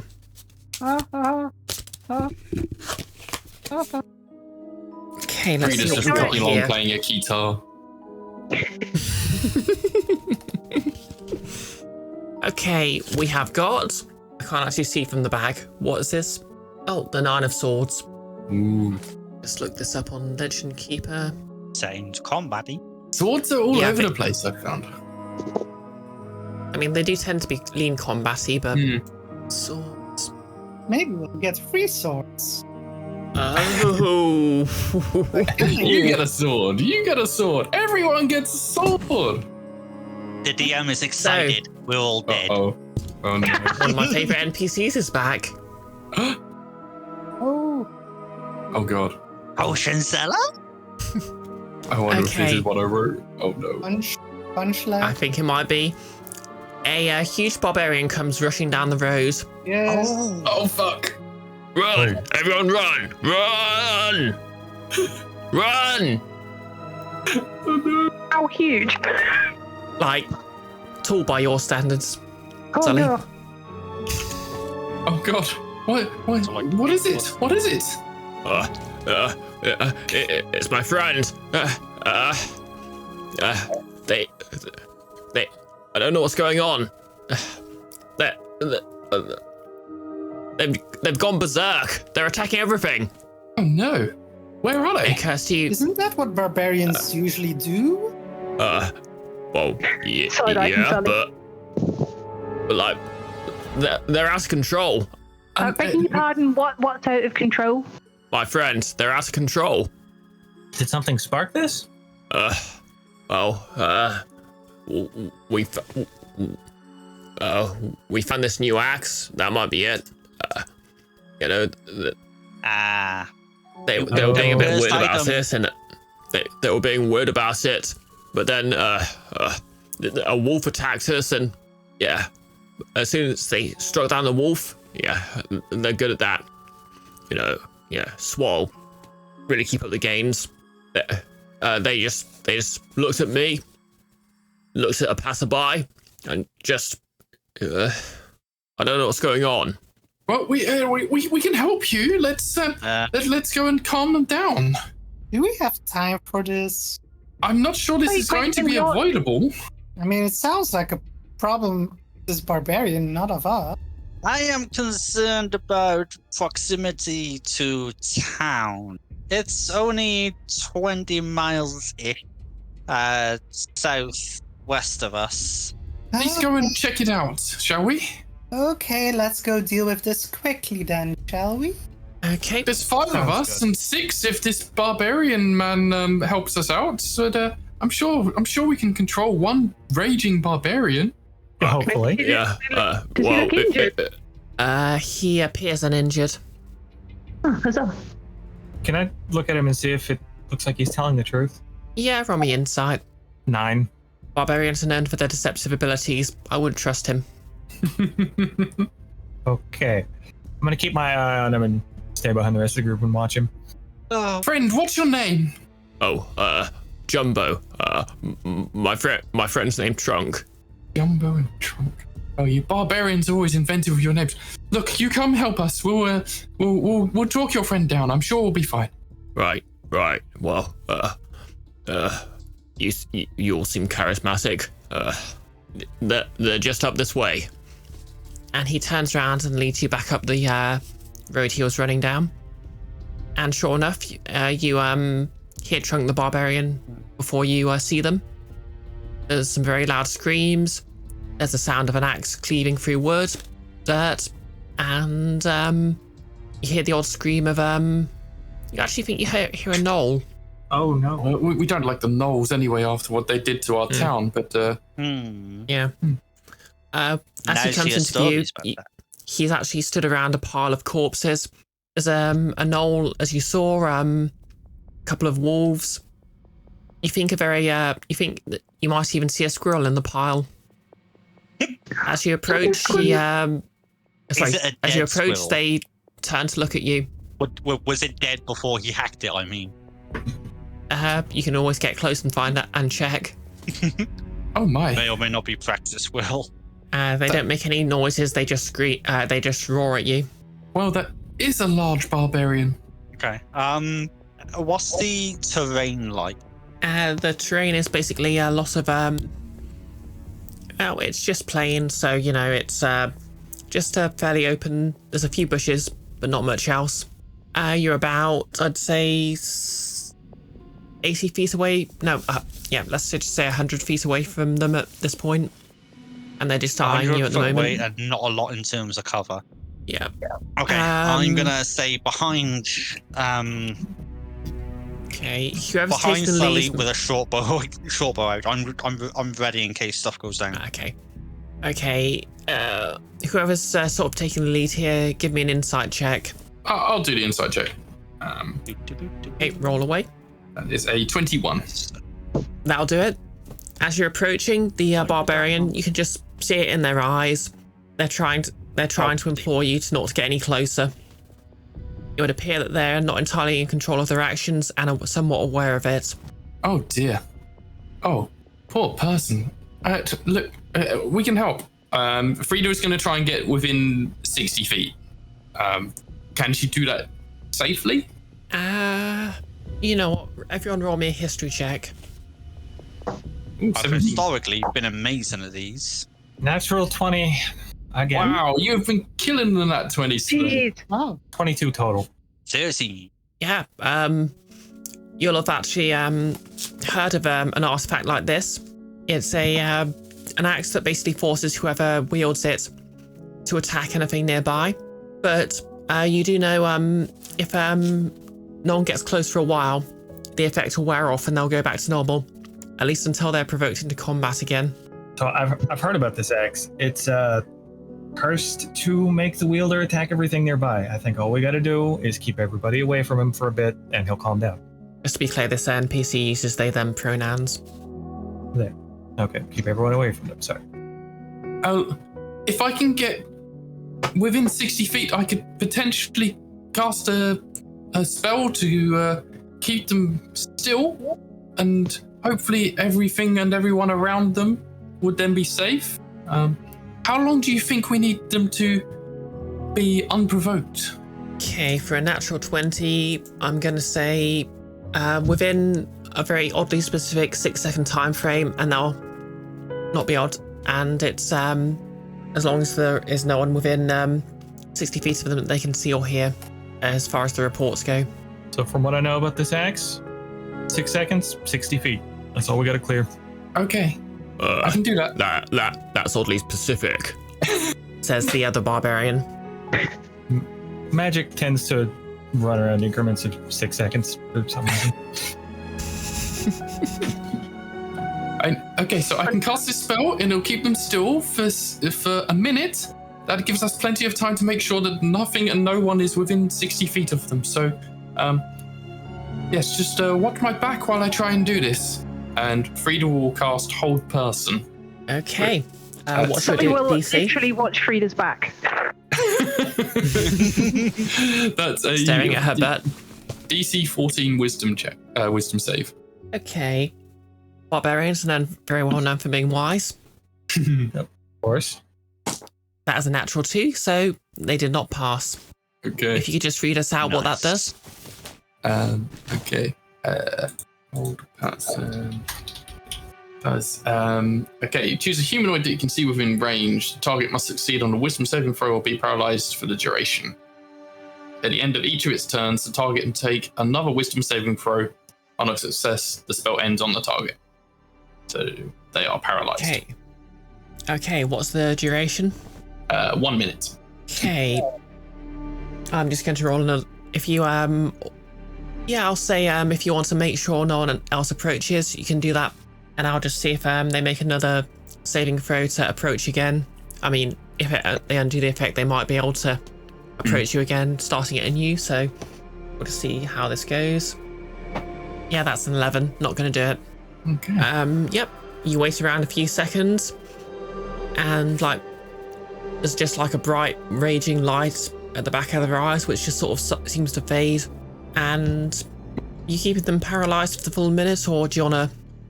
Maybe another 6 seconds just to make sure, but then Frida will drop the concentration.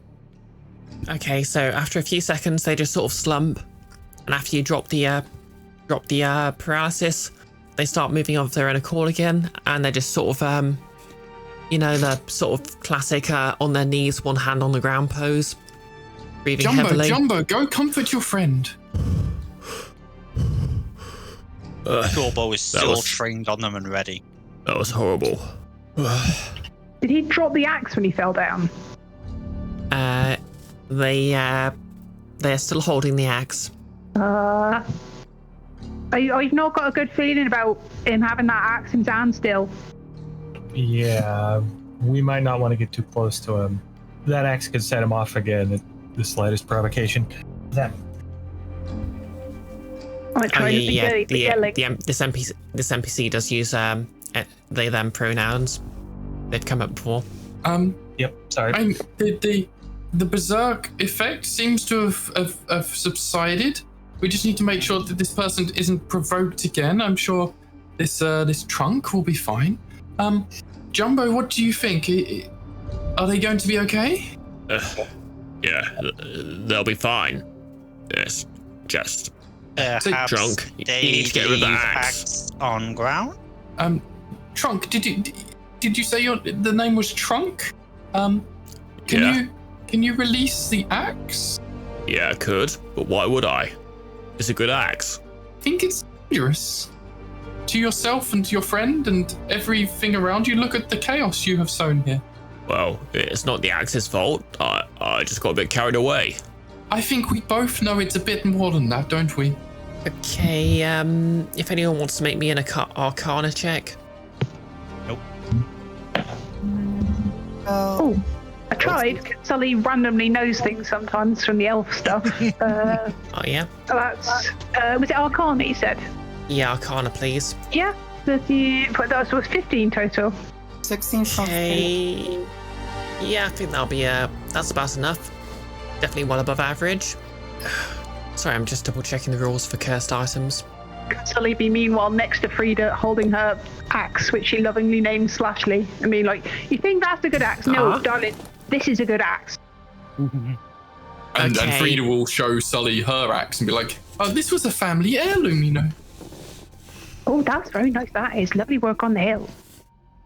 Dwarven. Oh, they do make a good hand. Oh, they do. Okay, so for a 15, I'm going to say you'll know that any magical item, of course, goes through the process of attunement, in which case the user sort of binds it to their sort of being. Obviously, it can be ended, but with a cursed item, because of the way they malfunction, it tends to be very difficult to undo the attunement. Effectively, you need certain spells to get rid of it. Oh no, this is one of those kind of curses. Oh dear.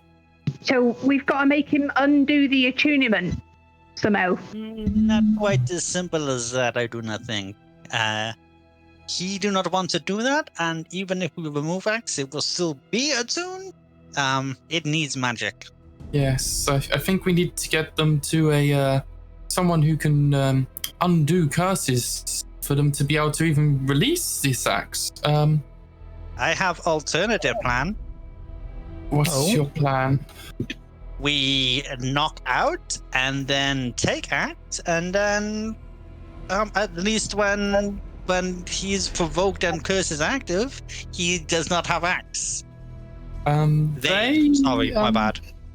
They look quite large. I don't know if we want to get into a provoking situation again. I do not mind as long as they do not come to Airedale when they are having this problem. Oh, Jumbo perks up. Oh, you're from Airedale. Nose eyes narrow. Oh, yeah, we heard there was like this fighting arena there. We're gonna go there, fight. Do not Right, take that axe to the fighting arena.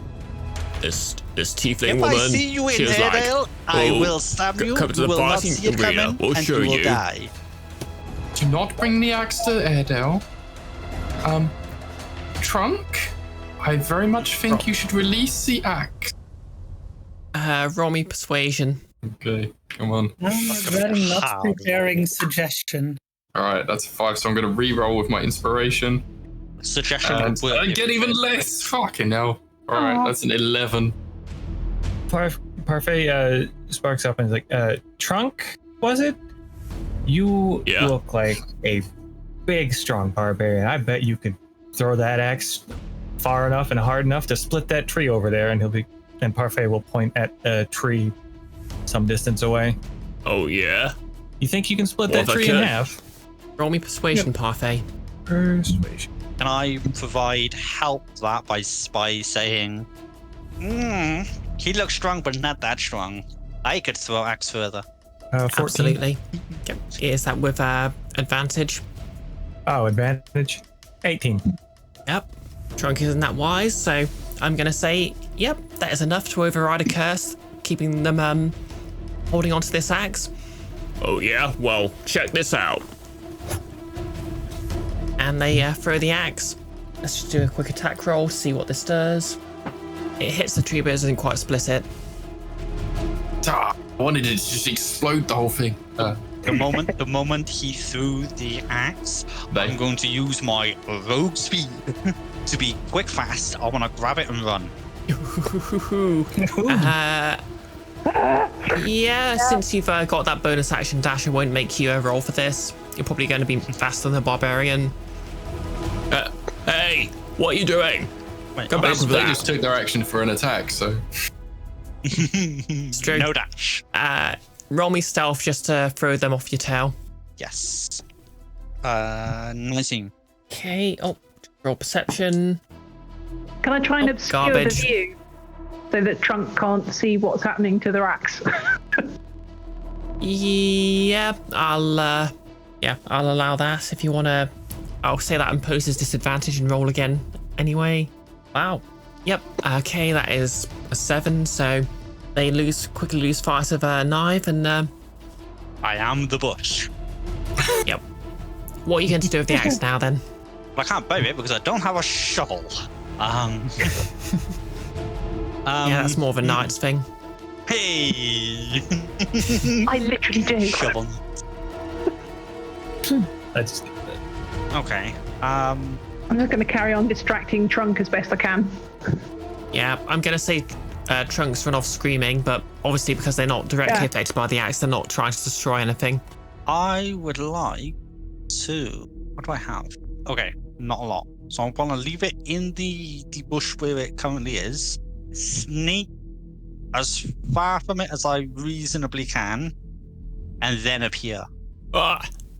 Okay, whilst this is going on, I'd like Frida to use her.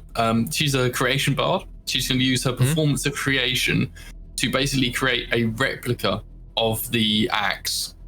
It's not going to be magical or like anything like that, but it could look the same as the axe. And just kind of call Trunk over and like wave at him. Trunk, here, have this axe. It's exactly the same. Maybe better. If I see that Frida's doing shenanigans, I'll try and appear next to her to try and sell the illusion a bit. Okay, I'm just going to roll to see if they're fooled by the illusion. And it is actually an axe. 11. It's just not the same axe. Yeah. Well, they rolled an 11, so I'm going to say your DC is 14, so that's, that's, you've basically managed to fool them that that's the same axe. Cool. Really not a bright bean. She will give them the axe, and it will feel and look the same. just not have the additional effects. Alright. Thank you. Are we done here? See, it just needed a little bit of tenderness, you know? It's all good now. You go on your way, and please, if you do go to Airedale, just be respectful and gentle. Yes? No fights until you get magic fixing. Yeah, whatever. And they and Jumbo just sulk off in the direction of Airedale. But more importantly, not without the cursed axe. Yes, That's and interesting. Naeve, How long where does did you that- put that? I'm not going to say anything until they're out of sight. Never mind, out of earshot. Yeah, I'm but going to when say we they are leave gone, after. Yeah. Then I'll retrieve it from the bush and be like, we have axe. Yep. You have one curse, axe of Berserker's Curse, or whatever it's called in this edition. Parfait wipes Berserk. Berserker I can't axe. believe that worked. So the fake axe will last for 2 hours. Okay, that's plenty of time to do whatever you want. So what are you going to do? Let's go. Go. We're going to the coast anyway, so I think we take axe with us to coast and throw it in water, and it'll be gone forever. It's maybe useful, but let's just not attune to it before It's we can cursed get it looked at. axe.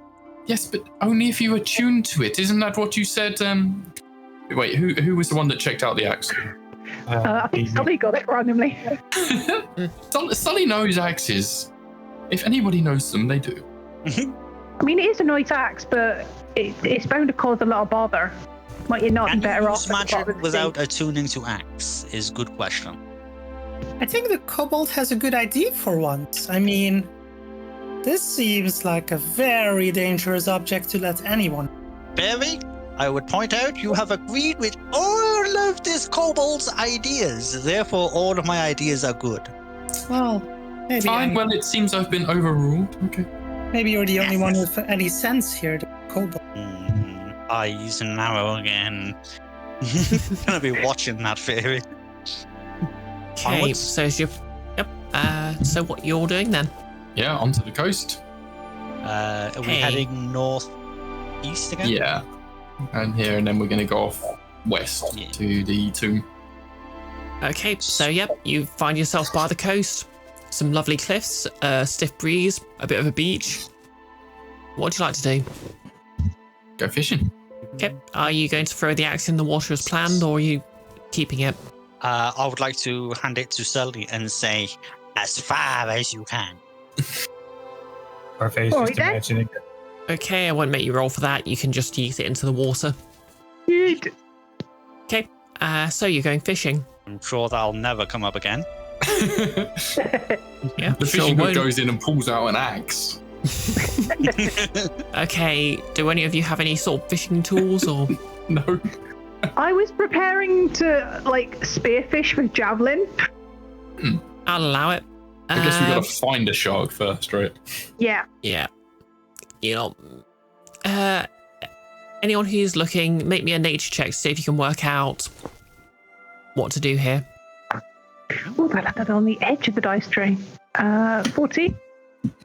Yeah, for a 14, you'll know that sharks Also got 14. sharks are nature's perfect predators. Between you realise that They're the well, cats of the sea. the classic way to lure in a shark is to they're very inquisitive, unfortunately, or they've got to check something out. The only way they can interact with something is to bite it. Parfait's just gonna worry that a shark or something's gonna get a hold of that axe and be a berserker shark or something. Okay, I'm just writing that down for later. Oh no! Anyway. What have I done?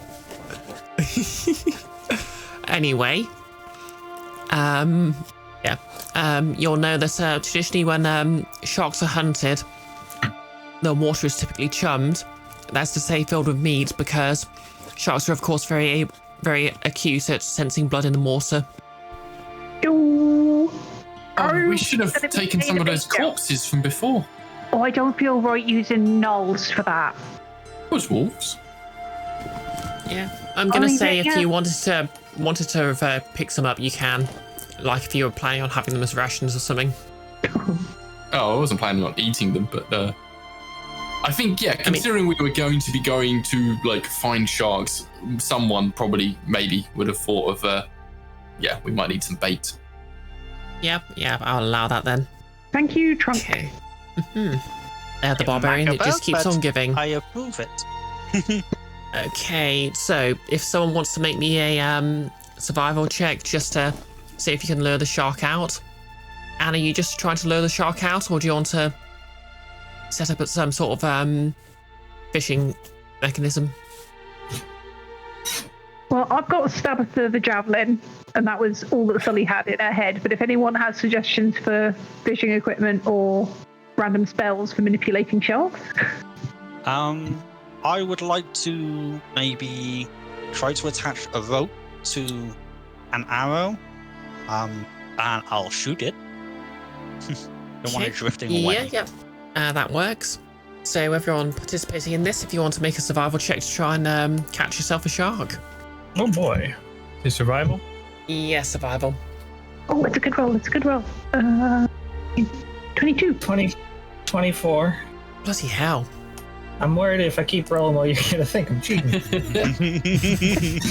Okay. Oh, I've been there. So you spread the chum around the water and wait. And wait. And wait. After maybe 3 hours or so, a huge fin breaks the surface of the water. You fire, and with a meaty thunk, you even hear from obviously you're sort of stood in the shallows. You you hit your target, and through effort you pull it in. Congratulations. You're now in the company of a very angry shark. What do? I have a hint. Roll initiative. I'm gonna kill it. Is what I'm gonna do. I'm gonna. Do I get to? I'm not gonna get assassinate because it had to get close to us first, or can I shoot it while it's still out far? Yeah, you can get a shot off on it right now if you want. Amazing. Does that allow me to use my assassinate feature? I'll say yes because I'm feeling nice. Oh, so many days. Okay, I'm not going to use. Hold up. This is not going to happen very often, so I definitely want to. So, what does the assassinate feature do? Oh, let me read that out to you. Oh. In theory, it sounds really strong. The problem is the surprise bit. Where's my class feature? I mean, in theory, we're all safe because we're on land and the shark's in the sea. Okay. Yeah, you're in the. I'm going to say you're starting in the shallows here because you had to wade in a bit. Yeah, Shit. we have to be able to get it out of the water. I guess. Yeah. So yeah, you're either going to have to pull it out of the water or kill it and pull it out. Okay. feel like the Assassinate last one- has 2 parts to it. The first being I have advantage on attack rolls against creatures that have not taken a turn in combat yet. And any hit I score against the creature that is surprised is a critical hit, which is why I was asking about the surprise bit. Okay.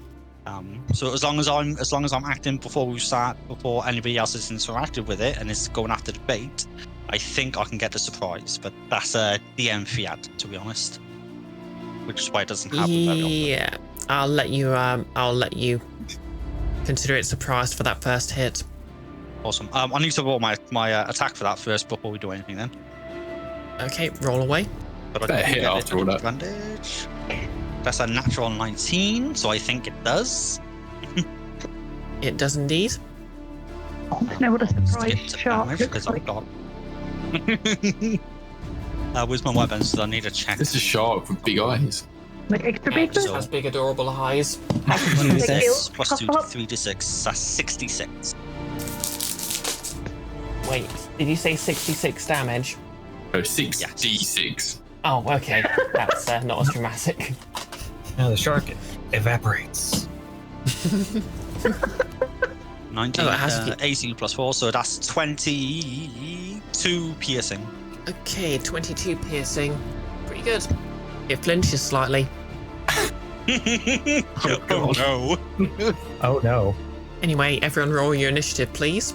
Okay, so yep, Parfait, you're up first. This very angry shark has been pulled into the shallows. It can still swim a bit. It is literally just a giant pair of jaws with a tail to move it about. And yep, you either need to kill it or get it into the onto land where it's defenseless. What do? I'm going to attempt to pull it farther onto land. Maybe make this less of a fight, more of a harvest. Okay, I'll call that a grapple check. I'm gonna say you're like 40 feet from shore, just in the shallows. So yep, that's gonna be it's going to be athletics versus. I'll be surprised if it has acrobatics, to be fair, but yeah, it's going to be athletics versus its strength score. So if you'd like to roll that, not too bad. 18. Okay, yep, you beat its 15, so it is now grappled. I'm gonna try and pull it as far on the shore as I can. Okay, so when you're grappling, you can only pull half speed because everything sort of counts as difficult terrain. What's your movement speed? Just 30 feet or? Yeah, 30 feet. Yep. So I'm going to say you've moved it a little over half. Well, you probably had to move towards it. So, yep, you've moved it a little over halfway to land. And anything else? Any bonus actions to use? Bonus action. At the moment, no, I'm just going to try and hold grip on the shark. And okay. That's it. Next up, we've got Naeve. Okay, I am a tiny kobold and therefore not particularly athletically inclined. So I'm just gonna try and if I can. Oh, I figure if it's dead, it's not biting people. So I'm gonna try and kill it. Sneak attack. Make your attack roll, please. What's up? Sorry, I forgot my dread ambusher feat. Walking speed's up by 10 feet in the first round of every combat. So 40 feet walking speed. Oh yeah, I guess that'll leave you about 20 feet from the shore then. That's easy. Plus 6 to it, so 8. I miss. 8 inspiration. Total. Use inspiration. Oh right, inspiration. That's a really good point. Thank you for reminding me, Ben. Yes. Okay, 21. Yeah, that'll hit. Roll your damage. Okay. Not. Assuming you're flanking and have your sneak attack. No, because I'm not getting anywhere near this thing. Okay. But I do have sneak attack because it's in combat with. Oh yeah. You play a rogue. What do you mean? 10 piercing. Okay.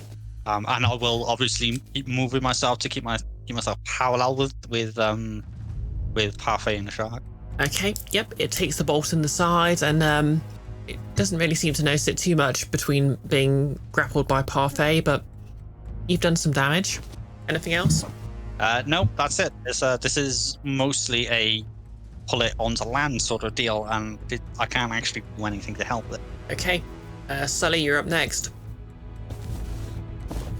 Right, so I'm assuming if I was near Naeve's originally, then the shark's now been moved, what was it, like about 15 foot? Yep. Okay. Because I have the weird thing I can do in my current mood, where I could touch a willing creature and it teleports. But if I did that for, is it Parfait that's got it tackled? Yep, Parfait's grappling it. Yeah. Surely that would just teleport Parfait and not it will leave the shark behind. Yeah. Dang it, because I'm like, the shark's not willing, I can't just leave that. Yeah. Eat the shark. Otherwise, it'd be pretty broken. You could just teleport at any enemy you wanted off a cliff or something. I was thinking Or like 90 foot into a pool of lava. I'm really tempted to rage. Okay. You're allowed to as a bonus action, I believe. Yeah, bonus action, but I may make the situation so much worse.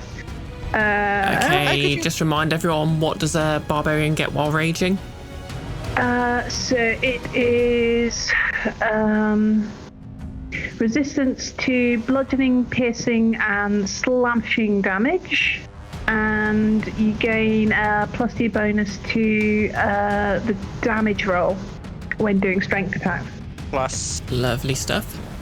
advantage on strength-based checks, I believe. Strength checks. I don't know if a strength-based attack counts as a check, though, does it? No. I wasn't thinking attacks. I was thinking rabbles. Oh, to help her. Yeah. I mean, would it be worth trying to help Parfait hoy it onto the beach? Yep, no, you can absolutely. absolutely do that. Cool. Okay, so I would get advantage, but that does require raging. Yes. Which at level 3 for Sully's current predicament requires rolling a d8. You're a wild barbarian, aren't you? Yeah. Oh, that's why you can make it worse. Oh, that's hilarious. Yeah, to be fair, I think the wild magic table isn't. Oh no. I think the it's wild always magic beneficial table. to you. Bad. Yeah. I got a 4, Yeah. which is, let me look on the table. Magic infuses one weapon of your choice that you're holding until the rage ends. The weapon's damage type changes to force, and it gains the light and the throwing properties with a 0 to 20-foot range. If the weapon leaves your hand, the weapon reappears in your hand at the end of your current turn. So I think I've just turned my axe into Mjolnir. That's so cool. Yeah. That is pretty neat. Cool. But I am just going to try and help play it onto the sand a bit further if I get advantage on that now. If I walk over. Okay. Yep, if you want to grapple, that's advantage, so roll away. And I'll roll it. I suppose it's got disadvantage because this technically counts as an attack roll and it's already grappled. Actually, no, you need the grappler feat for that. Is it strength or athletics? Athletics. Right. Yeah, it's always athletics to grapple, but you can oppose it with either athletics or acrobatics. Oh, not too great there. 12, 15. Yeah, that's not going to do us, I'm afraid. It's rolled a 21. Dang. And it's a wiggly shark. Use your inspiration. Yep. Wiggle. Oh, you do have mine was inspiration. I thought my inspiration was taken away for double rainbow. That was a joke, to be clear. I literally popped up on my page going special. I would never do that. God, Brie, you're so harsh. Does that mean just re-rolling bond dice? Yep, see, Nick, I can be... no, you can re-roll at advantage, I think. Oh, nice. See, Nick, I can be Which harsh. definitely I'm a harsh requires DM. everything. I only rolled a 9 on the initial re-roll. The second re-roll was 16, so that'll be 16, 17, 18, 20, dirty 20. Oh, it's still too low. Yeah, No. just too low. Yeah, unfortunately, the shark rolled a 15 and it gets a +6 just with raw strength score. It is a very strong pair of jaws. Trying to get it up and going like, oh, this one's a live one, isn't he? Can't get my hands on it. Yep. Would you say you brush the smooth or the rough side of its direction of its scales? Sharks are smooth. Silly me, of course they are. Those smooth lines. My apologies to anyone wearing headphones, because sorry, done caught me off guard. Oh, apologies. The ADHD kicking in. It was funny. Classic meme. Anyways, anything else this turn? Nope. Okay. I guess we're up to Faerdibelle. Faerdibelle. Faerdibelle. No. Just peel the outside off and make it into a candle. What have we done? I did not think this through enough, apparently. Her name. How far would Faerdibelle be from? Well, you all started in the sort of shallows of the water, so I think it would have. I guess Parfait would have pulled it. Well, how far out would you have been? Would you be right at the point where it was being pulled in from, or would you have been a bit further back? I think she would have been further back. Yep. At the shore or closer? I don't know. It's really up to you. She's probably gonna be back wizard. So not in burning hands. Yeah, burning hands would probably hit everyone. Well, she might not care about that. Dang. She's just getting quite impatient and wanting to get this over with, so she's going to cast magic missile at it. Okay, no roll for that. How many bolts do you get for that?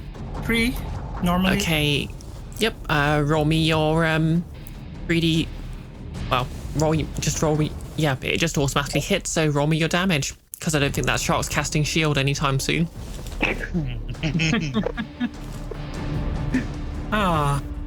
Note to Quite self. poor rolls. That's only 7. That. Oh, it's still something. But yep, your bolts slam into the side of the shark, it doesn't really seem to notice them, but you see it's dislodged a few scales. Once she gets... yeah, it's a 10. Okay. Anything else this turn? Okay, that's your turn. Okay, who's up next then? Okay, it's Frida next. Yep, Frida. So the first thing Frida is going to do is she's going to shout out to Parfait.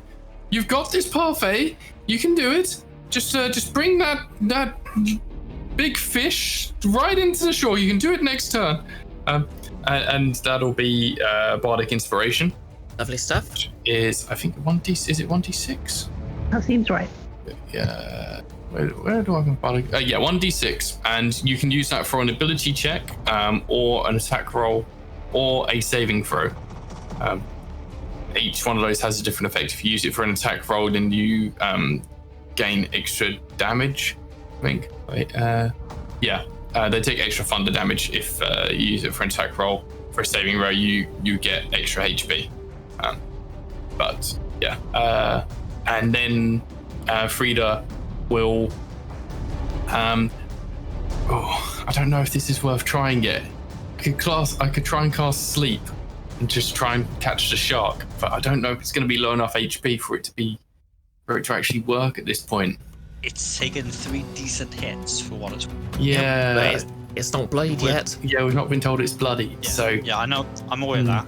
But I would also point out that an option you have. I'm not saying you have to do this. It's obviously your choice, but upcasting. Yeah, that is an option. I do have one second level spell slot, but it's still not gonna. I don't know if it's gonna add enough for it, because it would make it 7d8, which, considering we've done like 30 odd damage to it, it's a bit of a risk. So I think what I might actually do is do Vicious Mockery, and assuming it fails to save, then it will have disadvantage on its next attack roll, which is next. So yeah, I think I'll do that. So that is what is it? I assume Wisdom. Yeah, Wisdom, DC 14 Wisdom save. Okay. You going for any particular quip here? You're just not a very good shark, are you? You're already tangled up. You're in the shore. You need to try harder next time. That is a 16, I'm afraid. You. Oh no, you The shark just splashes a bit of water at you with its tail. Hey. Okay. I use my Sassy inspiration. shark. Ouch. Yeah, I guess sharks just don't really understand a good telling off when they get it. Yeah. It's you've tried to beat it at chess, but it's just eating the pieces. Speaking of eating pieces, is that your turn? That is my turn. Okay, Teefs is up, and there's a very tasty looking bony that's trying to pull it somewhere. Oh no. Hey, very Parfait. It opens its jaws and attempts to clamp them down upon you like a delicious Parfait. I'm momentarily confused as to how a shark knows what that is. It's a worldly shark. Yeah, this is a very powerful shark. Okay, I'm immensely sorry about this. Oh, no. That is a 21 to hit. Oh, yeah, that beats my AC. Hey, you want the worst news? Sure. This is 3d10 plus 6 piercing damage. Oh my god. That's right. Find my other d10. Please don't die. Well, it's not that easy to kill a PC. Depends on how low the ranger rolled. They only get the 10s of health. That's true. Oof, that is 22 points of piercing damage. Oh. I'm still up, but I'm not happy. Dang. Parfait's gonna let out a scream and resolve to get as far away from the shark as possible. Okay, and yep, well, it's still technically grappled at the moment, so it can't go anywhere. I mean, it could be worse. If you're already injured, it would have had advantage. Oh, I shouldn't be just telling you this, should I? Oh well. Yep, Don't worry. that's the shark's go. So we're back to the top of the round. Parfait, you're... Parfait is in a lot of pain, immediately regretting all of his decisions, and is going to bonus action rabbit hop 10 feet away from the shark, Okay, which does not incur opportunity attack. Okay, so would you just like to read this ability out for everyone? Okay. Rabbit Hop. As a bonus action, you can jump 10 feet without provoking opportunity attacks. You can only use this trait if your speed is greater than 0 and use it 2 times and regain all expended uses when you finish a long rest. Okay, I guess you just bound away. Yep, and then I'm going to use the remainder of my movement to get as far away from that shark as possible. Let's and then fire it. Okay. Fire an arrow. Okay. Okay. Sorry. Yep, you headed to the shore then, or are you still in the water? The shore. Okay. I'm gonna say, well, you're only like 20 feet from the shore, so yeah, you can make that quite easily. Roll me your attack then. Oh, right. I mean, you've got the bardic inspiration if you want it as well. I do. It's been a moment. I forgot how to roll an attack on here. Oh, I don't think you can roll an attack on Al, but wait, I think, can you? We don't have the dice roller added in. Yeah. I don't think. I've been using D&D Beyond to roll everything. Oh, okay. Fair enough. That's damage. That wasn't an attack. 15. And what's bardic inspiration? 1d6. 1d6. Yep, that'll hit. Okay. So roll damage. Yep, roll away. And the shark rolls a con save, and if they fail, they take that 1d6 in thunder damage. Okay, I'll roll a con save for the shark then. What's it? Oh, its con's pretty good actually. 8 piercing That's- damage. Oh, lovely. And I'll just make that con save. Is that still a 14? I assume so. Yep, it flubbed that then. Whatever the d6 was in thunder damage as well. 1 sec. I didn't actually roll the bardic inspiration. It was just a 15 to hit. I was rolling it, and well, I was about to roll it anyways. Okay, so Just roll it now, I guess. Eh? 6. Nice. oh, nice. Jinx. Okay, that is 70. Right, shouldn't say that out loud. Okay, yep, you've taken another 6 points of damage off it. It's not looking happy about that, but it's still got plenty of fight left in it. Anything else? At the moment, I'm out, so I'm gonna say back to Frida, thanks for the assist, and touch my wound and end my turn. Okay. Naeve. Parfait has just taken a nasty bite and pulled back. Sully is still next to the shark. What do? Enfys?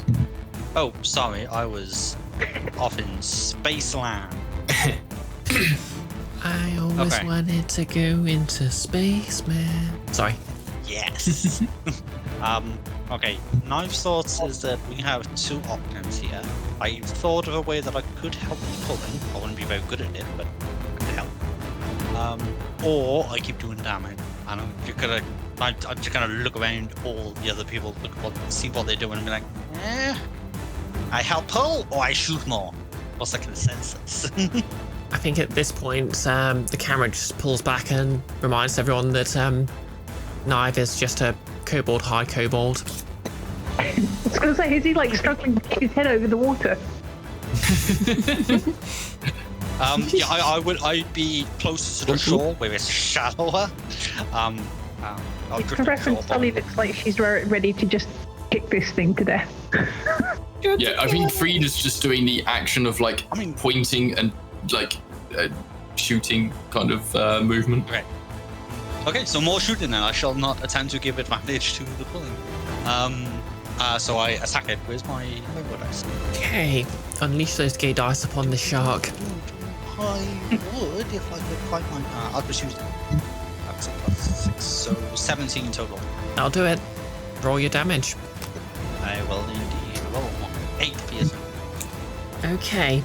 As a oh wait, no, you're not a ranger, are you? I'm Wait, are there any rangers about? Me, Parfait. Parfait. Oh yeah. Yeah, that was it. Oh yeah.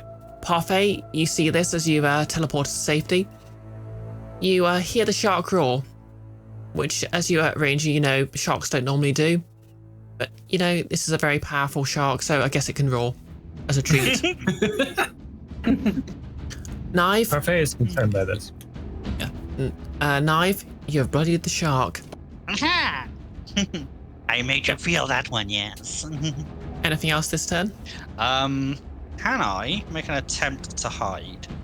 mostly because I just want advantage if I can get it. And while I'm in these shadows, What are you going to try and hide from? I mean, where are you going to try and hide? How in the shadows, I'll drop prone if I have to do it. But you're hiding under the water. Kind of keeping. Obviously, I keep my head like level because I still need to breathe mostly. But Sharks can probably see under the water. Yeah, I don't think a shark's going to have any trouble seeing through this water. I'm afraid. I mean, it's less see. It's more that they smell, as I understand it. Yeah, well, I am a ways away. What are you doing to masking your scent? Yeah. Tell you what, we're surrounded by the chum that you threw in as bait. And quite a bit of rabbit blood. I'll let you sort of kick up some sand and hide at disadvantage. I will take disadvantage. I dropped my other dice. Hold on. Let me see what this was. Let me just roll for the shark's perception. Okay, the lower of those two rolls was 9 plus my expertise, which I believe is plus 8. So that's a total of 17. Well, that beats its roll of 11. You're hidden from the shark. It's with rogues, baby. Okay, that's my turn. Maybe it's true. Maybe I am too nice. I am going to go run with the assumption that I'm also prone at this point because we're in shadows. Yeah. Sully. So, you're next to a shark. The shark is not very happy. What do? You're, of course, not very happy yourself. Not very happy either, yeah. I think she might misinterpret Naeve's hiding as thinking he's been jumped. And also saw it just take a whole chunk out of Parfait as well. So she's like, nope, I'm not having any more of this from this damn lumpfish. I'm going to try a reckless attack. Okay. Which means that I get advantage to hit it, but then it gets advantage to hit me until my next turn. Sounds like a fair deal. Go ahead. Baby with it. Oh. It's a 19. It's a 19. Right, Do you have the improved criticals thing for your barbarian? I do not. When does that come? That's right. That's going to be 23 to hit. Yeah, that'll do it. Sadly, we're not playing Pathfinder because that would also be an automatic crit in Pathfinder. Oh. It's got a rule where if you roll a 10 over something's AC, that's also a critical hit. Am I getting a D12? There we go. I hardly ever get to roll D12s. This is great. Oh yeah, Barbarians are the fun dice class. Yeah. So that's 9 force damage while she's got the weird axe thing going on. Yeah. Okay. Big splash. Yeah. Yep. You just give it a good whack with your axe and ooh, it didn't like that one either. It's starting to tire a bit. You're going for a small shark, eh? Anything else? Lots of meat. No. If I had the ability right now, I would try bonus action teleporting away, but I'm not in the right mood, apparently. Yeah. Okay. Faerdibelle. Sorry. I'm going to keep doing it. Next session, Summer comes back and she's changed its name. What? Just to avoid the song. Because your owlbear icon's just going to turn into a giant red wax disc. Sorry, I got a bit thrown off there, but good job. Yeah, I think Faerdibelle is getting really annoyed that this is taking so long just to kill a shark. But option here, I mean, she's got an option that will hit others. Will do more damage than just magic. How? So I have been having some difficulty following what is all going on due to theater of the mind. Who is close to the shark? What's his... Sully is the only one engaging the shark at the moment. Yeah. And is currently undamaged. Yep. Parfait is injured and jumped away. Naeve is hidden. Frida, I think, is still at the sidelines. And the shark is roughly 20 feet away from the shore. Oh, did Sully not drag it any further towards shore? Sully didn't have it grappled. Yeah. Oh, okay. Yeah, it's not currently grappled. You So can sure. attack while grappled, mine. So assuming that Faerdibelle is at the shore, she's 20 feet away from. That's correct. I mean, Sully is undamaged, you said? Yeah, so I don't me believe- do what you want. I mean, 3d8 is potentially a lot of damage. Yeah, I mean, I'd be fine, but then I'll die immediately if the shark bites me. But hey, Yeah.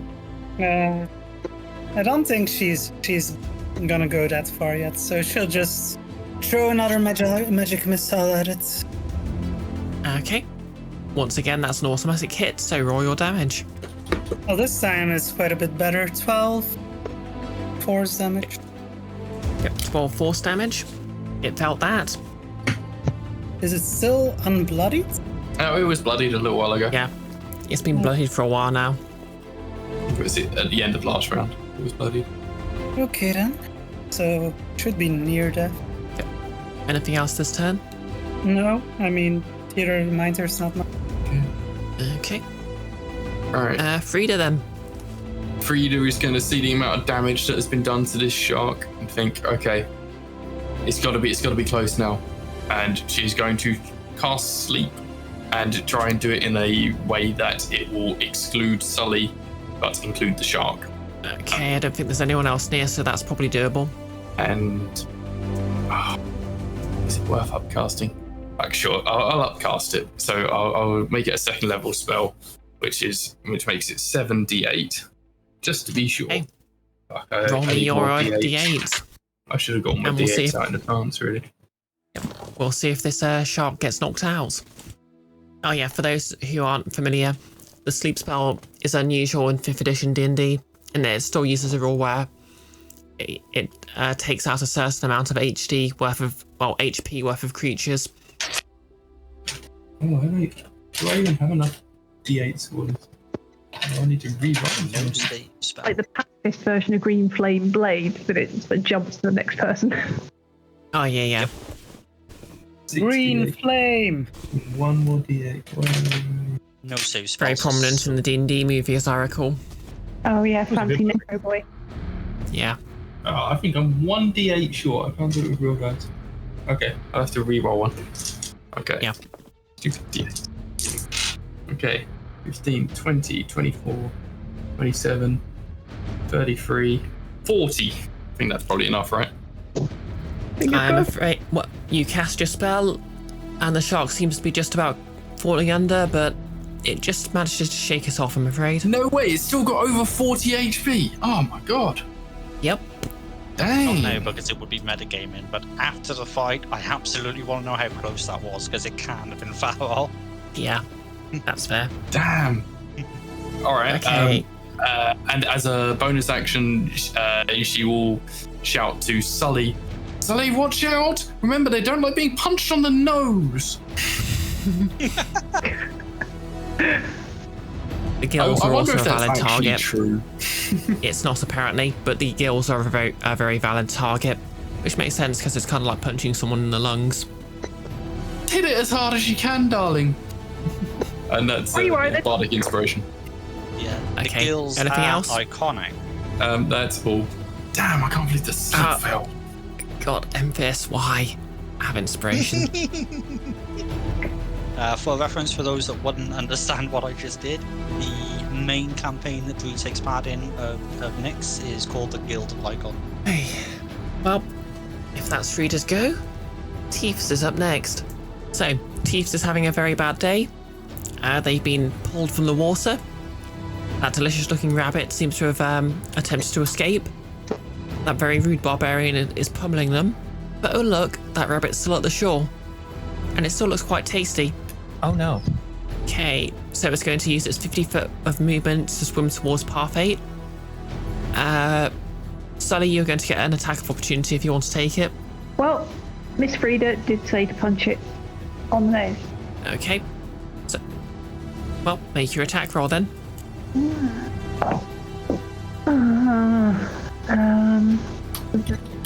14 total to hit. That'll do it. Oh, really? Yep. It's got quite low AC, but a very big HP pool. Ooh. And you get the 1d6 in thunder damage if it fails its con save. Oh, shall I roll a d6 as well then? Yeah. Well, if you want to use the Bardic Inspiration, which you should. Oh, absolutely, because I've got a 6 on that.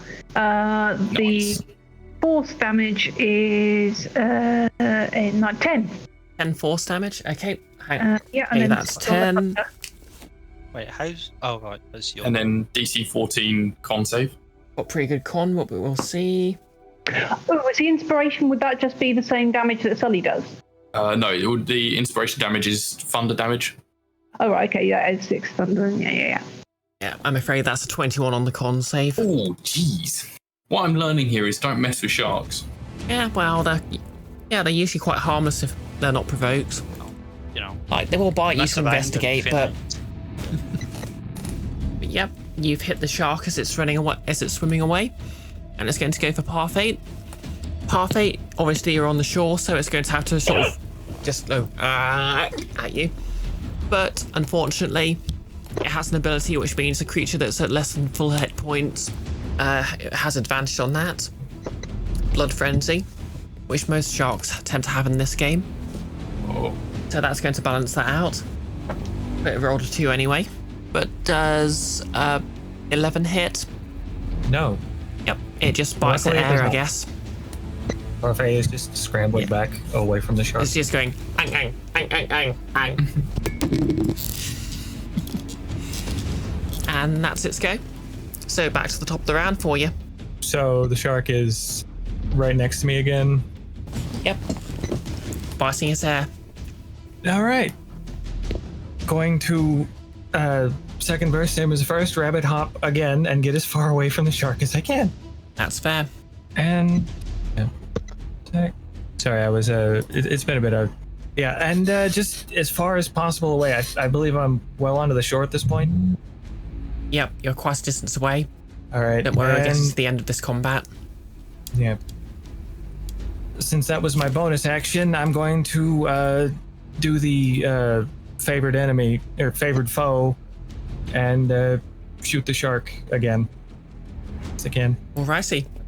Just as an aside, favored foe happens assuming you're using Tasha's, which it happens automatically on a hit. So you can do that whenever you hit. Oh, okay. It's all right.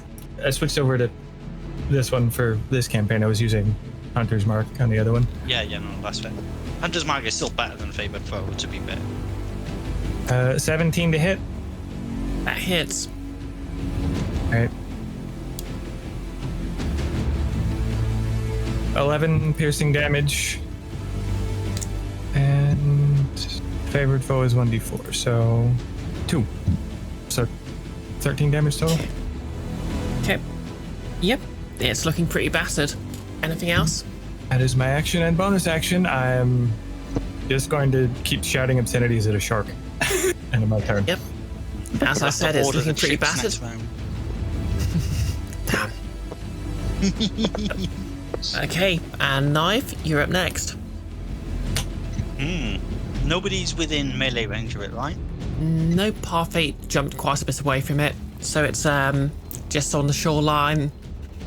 Probably feeling a bit bewildered and irritated since it completely missed its bite and got shots for its trouble. Is it out of water enough that it's not going to move? Nope, it just sort of slipped up for a bite and then pulled back. Although, do you remember you're hidden at the moment? Yeah, I know. It is why I'm considering doing something silly. Oh no. Oh no. How far is Sully away from the shark? 20 feet away, since that's how close it was to the shore before. And she was adjacent to it. Okay. I would like to take out some rope. Shenanigans are ensuing. You have your rope in your hands. What are you doing with it? Creeping up behind the shark to its tail. I want to slip like a slip knot around it. Okay. Like a kind of a running bowline is what it would be ideally what it would be called. Get that over the tail, And then as I'm moving away, I'm not going to let it run through my hand, so it'll cinch closed, and then I can hand the rope to Sully, who can do far more with it than I. Okay, sounds good. Roll me stealth to sneak up behind it then. I'll just roll that against its perception. 16. Okay, it has a neutral wisdom score. That's So I've decent, got it's 9. Yes. Yep. And then if I need to, because I had to get close to it and then I'm moving 2 thing, I can also cut an action dash. Oh, lovely. I'm going to say if you're going to dash away from it, you're going to take an attack of opportunity. That depends. Do I need to dash away from it to get to Sully? I'd say no, because you've got 30. Well, I suppose you are in water, aren't you? Let me check my movement speed, because that suddenly is very important. Yeah. Where is my movement speed? Because I'm small, aren't I? Because I'm a kobold. Gotta be a little guy. Oh, the sheep. Apparently I do have 30 feet. Okay, cool. But is it difficult To be fair, to be fair though, so do squirrels. All of my characters think this is very unfair. Okay, so Yeah, it's, yeah, go on. Yeah, I'm going to say if you want to dash, you can, but you'll take an attack of opportunity because you're doing so well adjacent to the shark. So it will have a chance to turn around and bite you. I want to get to Sully this turn. So if I don't reach Sully without... Could you throw the rope? That would be their action. That'll be an action, and I've already used my action to tie the shark up. So yeah, I'll dash just to make sure I get to Sully. Okay, I'll roll this attack then. I do not have a lot of health, so that makes me very nervous. The kid's picking on the little guys. Yeah, it's a heartless creature. That's a 16 to hit. Oh no! That. Would you like to know what my AC is? Oh no! Yes. 15. Oh, That is unfortunate. Oh, Oh, here comes the 3d10. What's the? Am I about to be drowning? Oh god! Well, per your contract, this will be... Oh, I am very sorry, Enfys. I like it. Oh, no. I like 26 points of piercing damage. I'm down. Oh no! oh. One no. hit kill. Dang! I got rope up. Let me just mark that to a 0.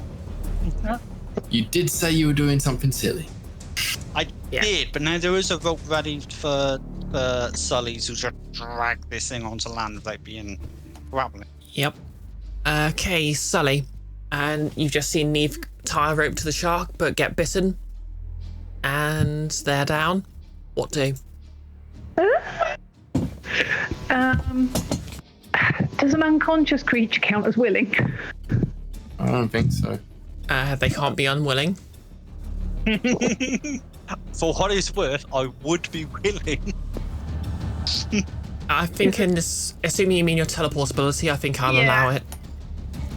Oh, good. Right. So, relying on aim, I do want to just give the Mjolnir moment a quick go first. Okay, make your attack roll. So that's. Oh, let's grab up. So slow. There we go. 15 on the dice. So 15, 19 to hit. Yep, that'll hit. Because I was within 20 feet for regular thrown, and my strength is the same as Dex. And then that's a D8 force damage. Does the shark need to do one of those wisdom saving thingies again or anything? No, you haven't got inspiration this time. Yeah. That's not true. Right, okay. That is 9 force damage that hopefully punts it a bit further towards the shore. And then I will cross that 20 foot towards the kobold that's knocked out. And bonus action, this is the only kind of weird stuff you can do at will at the moment. Teleport him 30 foot to an unoccupied space. So would 30 foot get him on the shore near Parfait? Yeah. Yeah, I'd assume Parfait is within 30 feet. from the shoreline. Is that correct? As I assume Rabbit Heart subtracts from my walking speed, so I moved about 30 feet away from where the shark is. So yeah. Oh yeah. Just a quick reminder, by the way. Enfys and their character uses they them. Okay. And then I don't think I'll move away from it. But if I've used my action and my bonus action, does that mean I can't interact with the rope yet? No. I'll say you can use your item interaction to pick up the rope, but you can't do anything with it yet.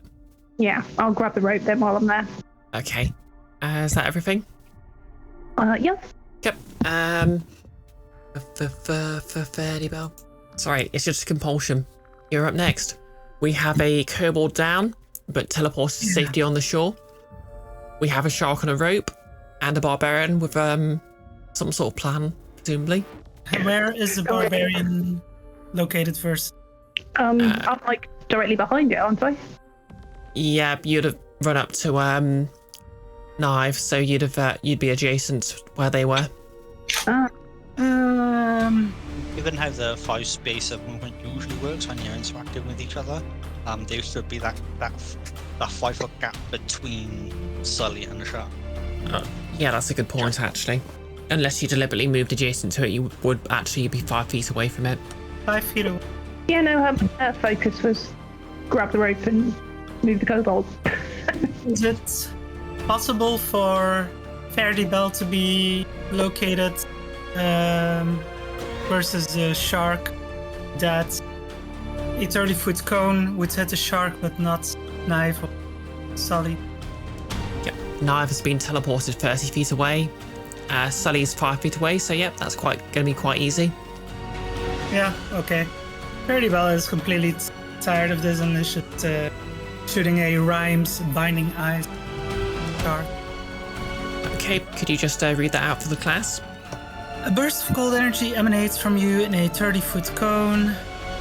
Each creature in that area must make a Constitution saving throw. On a failed save, creature takes 3d8 cold damage and is hindered by ice formation for 1 minute. Alrighty.